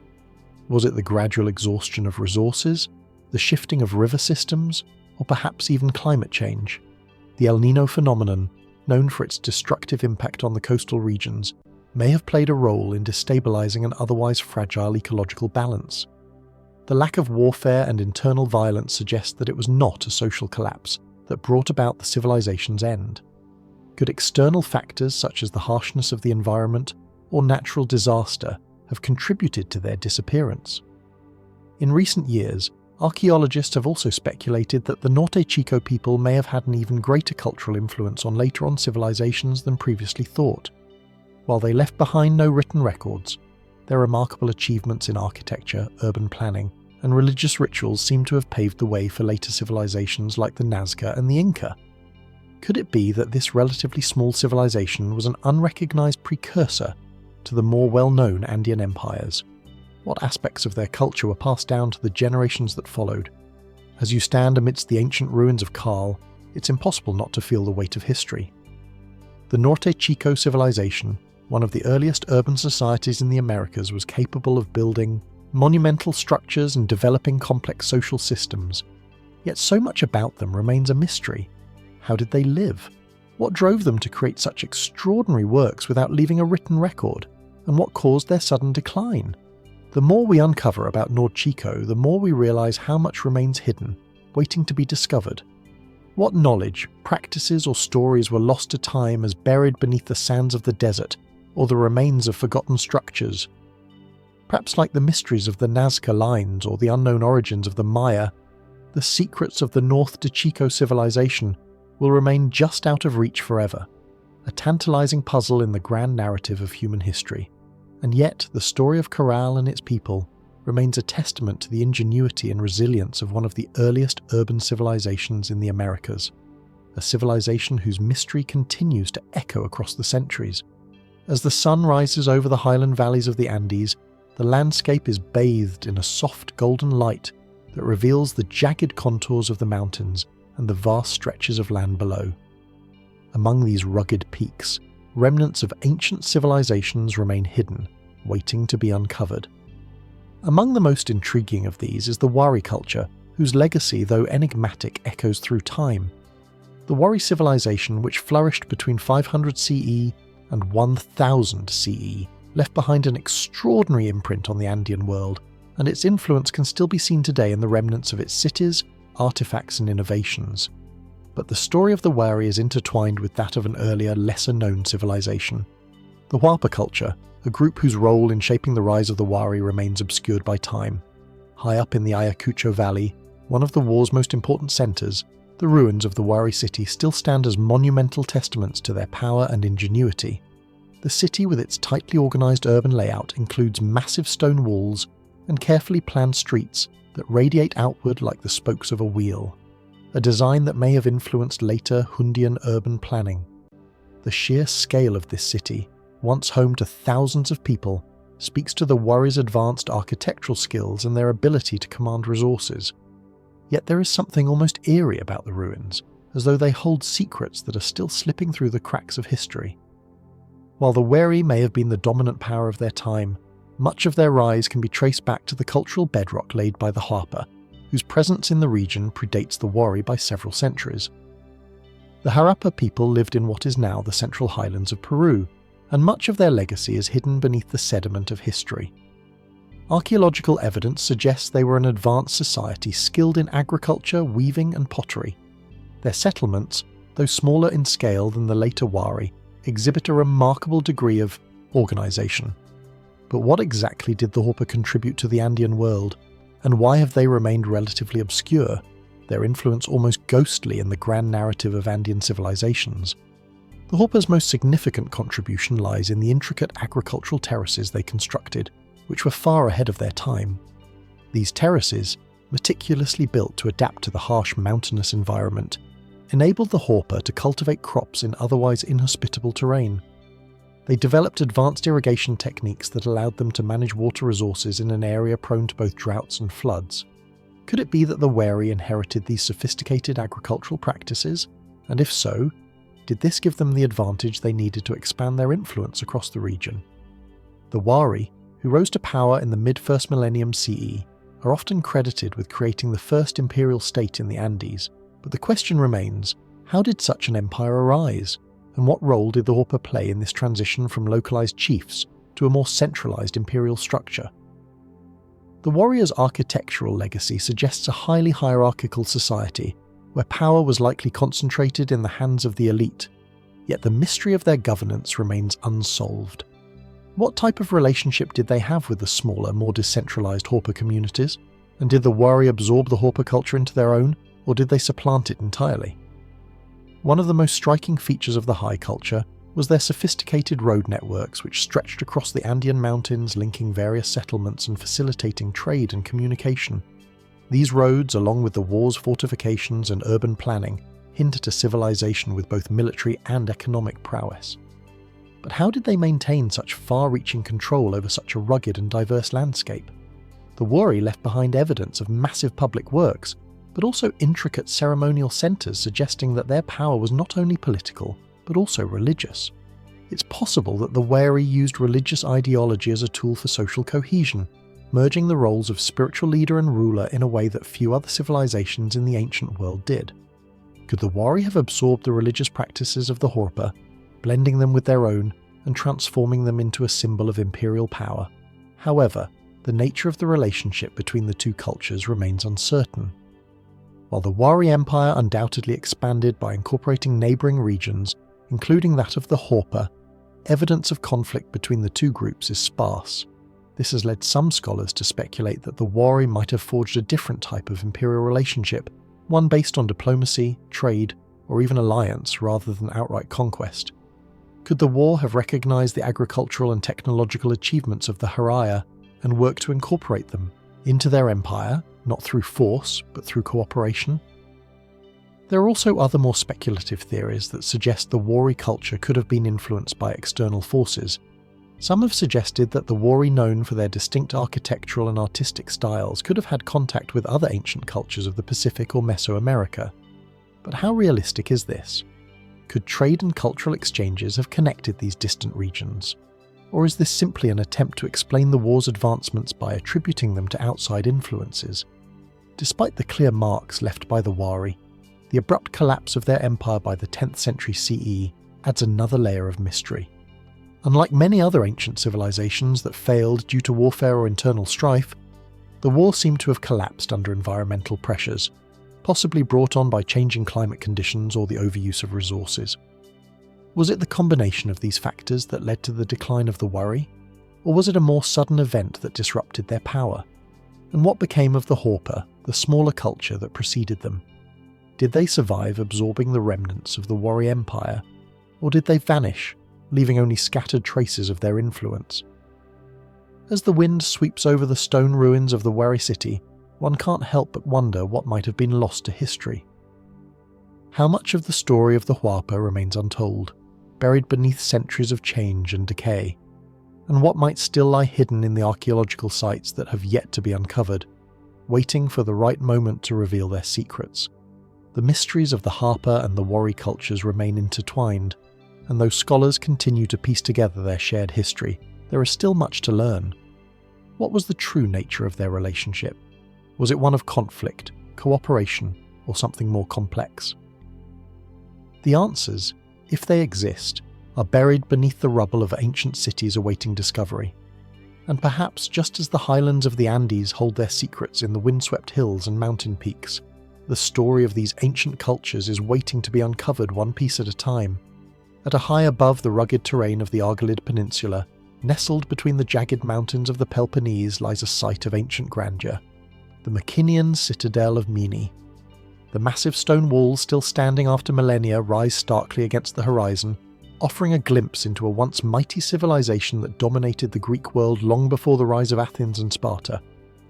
The grandeur of Mycenae's architecture, the towering Lion Gate, the enormous Tholos tombs, and the remnants of vast palace complexes speaks to a society that knew how to command power, both through military might and sophisticated governance.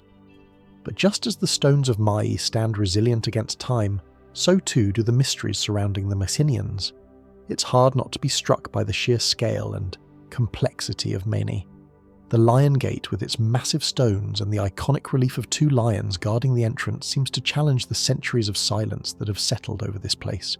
The lions, their faces worn with time, stand frozen as though watching over a civilization long gone. How, you might wonder, could a culture that created such formidable fortifications and sophisticated artistry disappear so completely? And what stories are embedded in the very fabric of the stone structures? Stories that we may never fully understand. Mycenae, along with the other Mycenaean cities such as Tiran, Pylos and Thebes, was part of a larger world known for its rich material culture, military prowess and powerful kings. The Linear B crypt, a form of writing used by the Mycenaeans, has been deciphered, revealing a society concerned with trade, warfare and religious practices. Inscriptions list everything from grain stores and offerings to the gods to detailed records of who ruled and who fought. The Mycenaeans were undoubtedly a highly organised society with centralised palaces managing the resources of their kingdoms. Yet for all their achievements, something about the Mycenaeans seems elusive, as if they existed in a world we can partially see but can never fully grasp. The grandeur of Mycenae, its monumental architecture, its advanced systems of administration, and its wealthy tombs suggest that this was a society with a deep sense of its own importance. Yet the strange Tholos tombs, also known as beehive tombs, pose a mystery of their own. These circular dome-shaped burial structures, some of which are enormous, were built to honour the elite of Mene. The treasury of Atruse, one of the largest and most impressive of these tombs, has an almost otherworldly quality to it. Its immense size and the precise engineering involved in its construction are awe-inspiring. But who exactly were the figures buried within these tombs, and why were they honoured in such a grand manner? Was it simply a reflection of their political power, or was there something deeper at play, a connection to ritual or the divine that we have yet to fully understand? One of the most perplexing aspects of Menean culture is the apparent sudden collapse of their civilization around 1200 BCE, a mysterious event that has puzzled historians and archaeologists for centuries. The cause of this collapse remains one of the most enduring mysteries of the ancient world. Was it a natural disaster such as earthquakes that brought down these mighty cities? Or was it a wave of invasion perhaps from the Dorian tribes that swept through the Aeon and brought the Menean world to its knees? The evidence suggests a combination of factors, perhaps internal strife, the destabilizing effects of warfare and environmental pressures such as climate change, or the depletion of resources. But is that the whole story? There are also speculative theories that the collapse was tied to the mysterious sea. Peoples, a term coined by Egyptian records to describe a group of seafaring invaders who raided coastal cities across the Mediterranean. While we have no concrete evidence linking the Sea Peoples to the Mycenaeans, some scholars have wondered if these enigmatic raiders were responsible for the destruction of Mycenae's once great palaces. Could the Mycenaeans have fallen victim to a mysterious coalition of seafaring marauders whose very identity remains a riddle? Even more intriguing is the possibility that the Mycenaeans' downfall was caused not by external forces but by internal collapse. Could the Mycenaeans have brought about their own destruction? Was their rigid hierarchical system and their reliance on a centralized power structure vulnerable to internal conflict, famine, or even rebellion? Some have suggested that the Mycenaeans, with their focus on military conquest and centralized control, might have overextended themselves, leaving them susceptible to collapse once their supply lines or political structures began to unravel. Another mystery lies in the Mycenaean religion. While we know they worshipped a pantheon of gods, many of whom would later feature prominently in Greek mythology, the specifics of their religious practices remain unclear. The evidence from my palaces and tombs suggests that religion played a central role in their daily lives, with elaborate rituals, offerings and ceremonies dedicated to the gods. Yet unlike the Greeks who followed in their footsteps, the Mycenaeans left no fully developed myths or coherent religious texts behind? Could their gods and rituals have been so different from what we know that they remain almost unknowable to us? Or perhaps, as with so much of their culture, much has been lost to time. As we explore Myini, it's hard not to feel the weight of these unanswered questions lingering like the shadows that stretch across the site in the early morning light. Was the Greek mythological tradition, which would later feature heroes like Achilles, Odysseus and Agamemnon, a reflection of real Mycenaean figures? Or was it an invention that grew out of the ruins of a long-lost world? Could Homer's epic tales be rooted in the forgotten stories of a civilization that once stood as the preeminent power in the Iron? Or is there a deeper truth buried beneath the layers of myth for us to discover?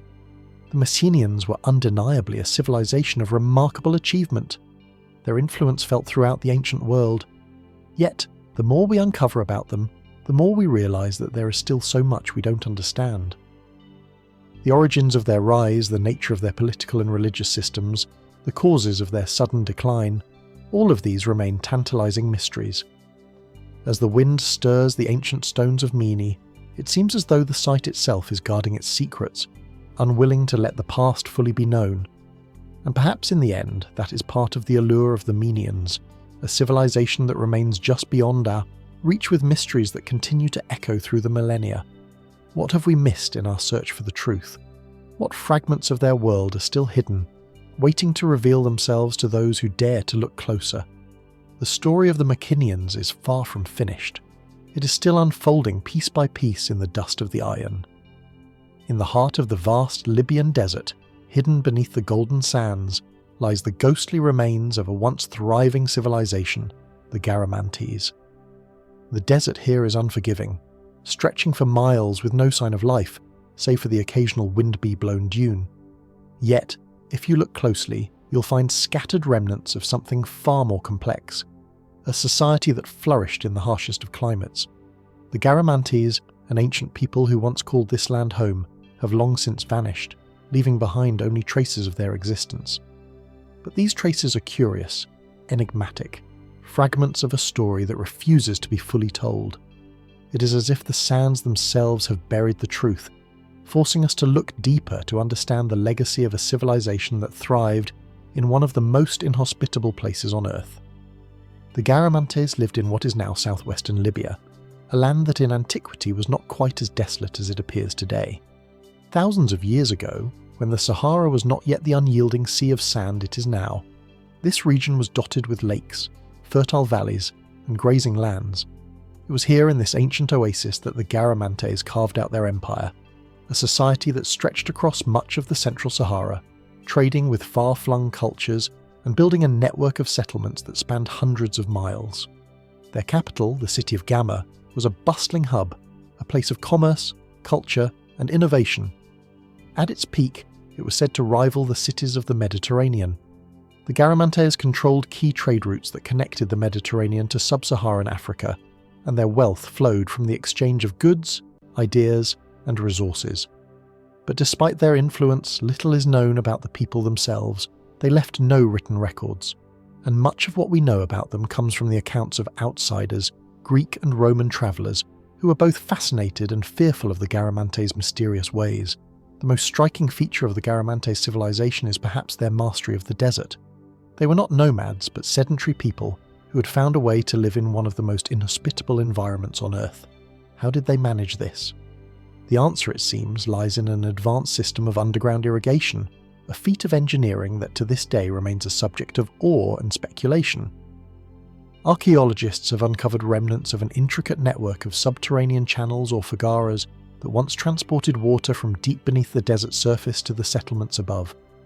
These channels were painstakingly constructed, stretching for miles in some cases, allowing the Garamante to cultivate crops in the otherwise barren desert.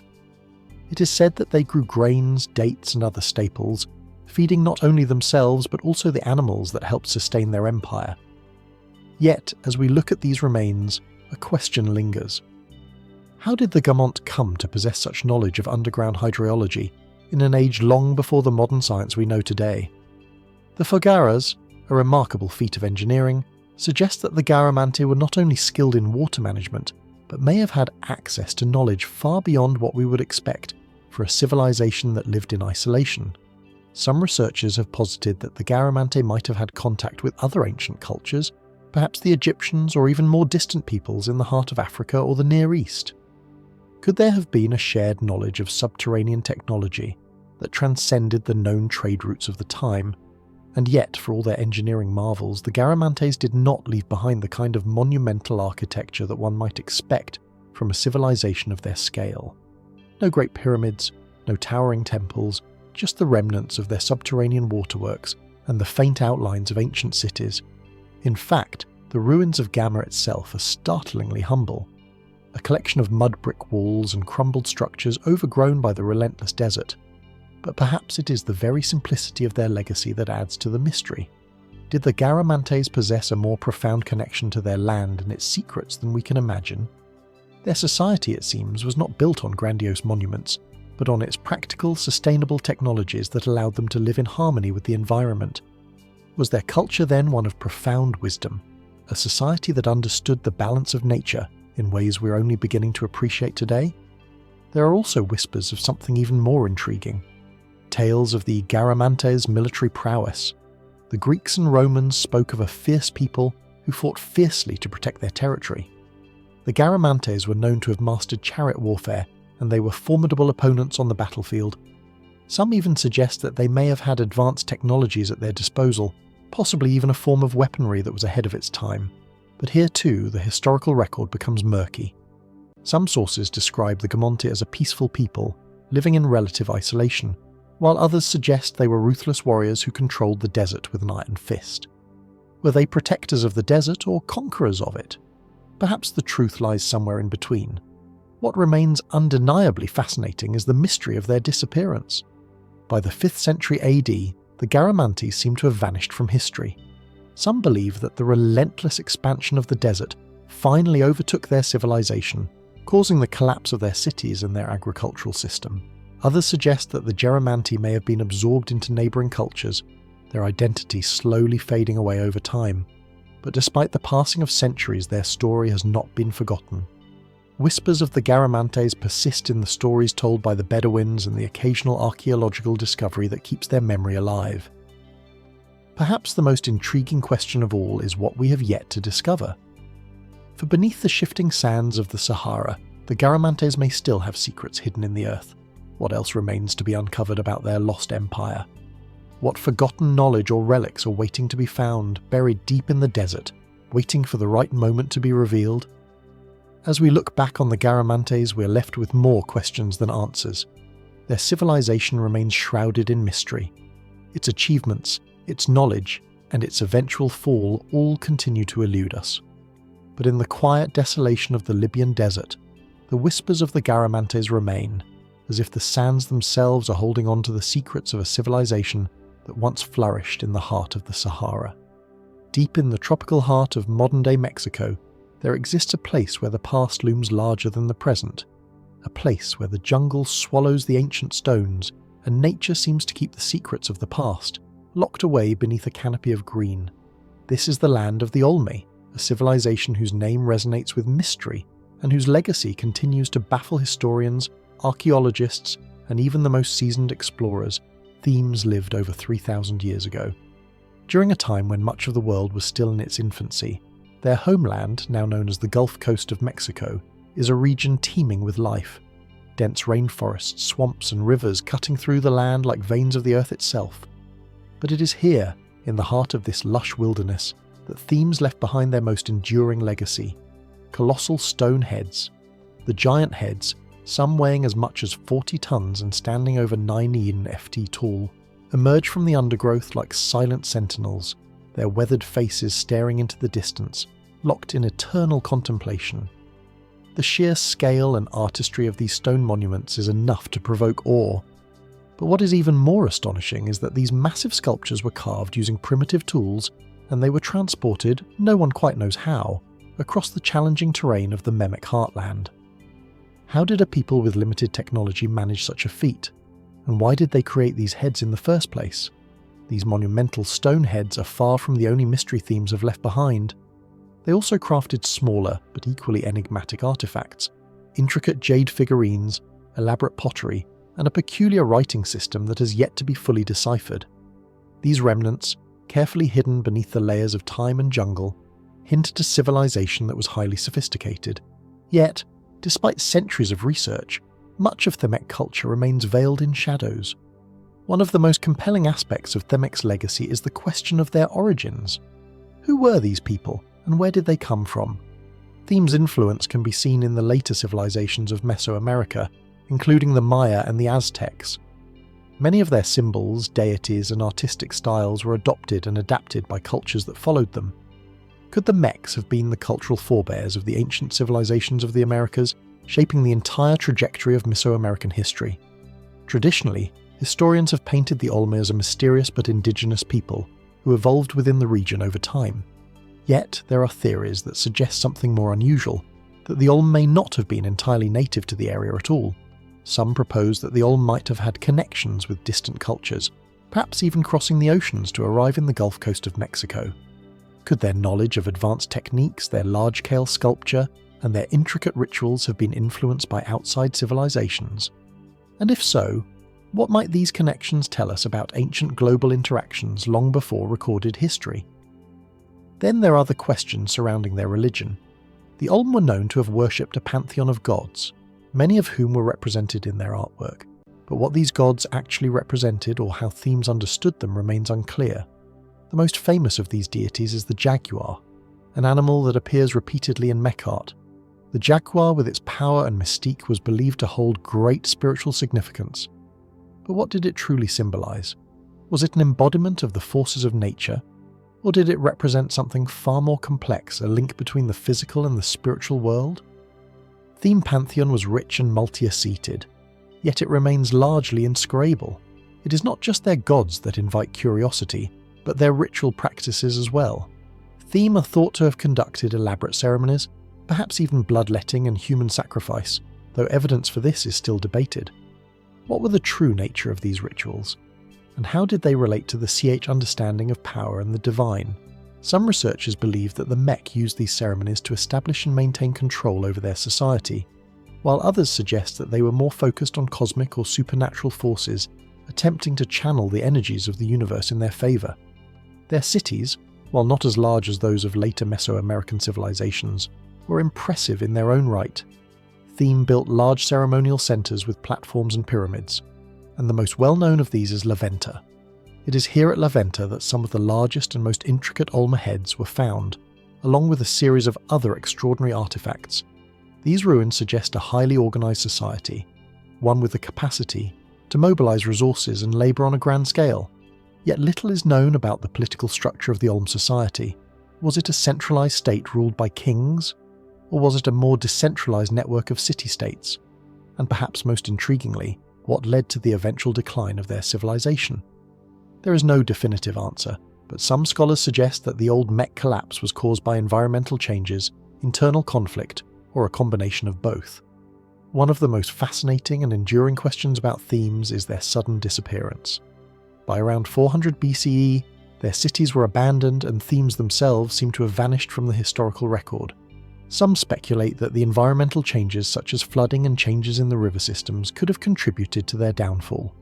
Others suggest that the Olmec may have been absorbed into the cultures that followed, leaving behind only traces of their legacy. But despite all the research and speculation, no one knows for certain what happened to the Mechs or why they faded into obscurity. Today, the jungle continues to reclaim the land where the meme once lived, their heads, their art, their civilization slowly being swallowed by the very nature that once nurtured them. But as researchers continue to uncover new discoveries, new heads, new artifacts, and even new ruins, the questions surrounding Themes only grow more complex. Were they an isolated people shaped by the forces of their environment? Or did they have contacts with other ancient civilizations far beyond their known territory? How much of their culture was preserved in the civilizations that followed them?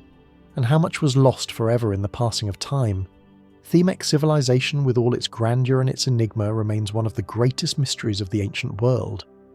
As we stand in the shadow of their colossal heads, we are left to wonder what else lies hidden beneath the soil of Mesoamerica. What other secrets might the jungle still hold?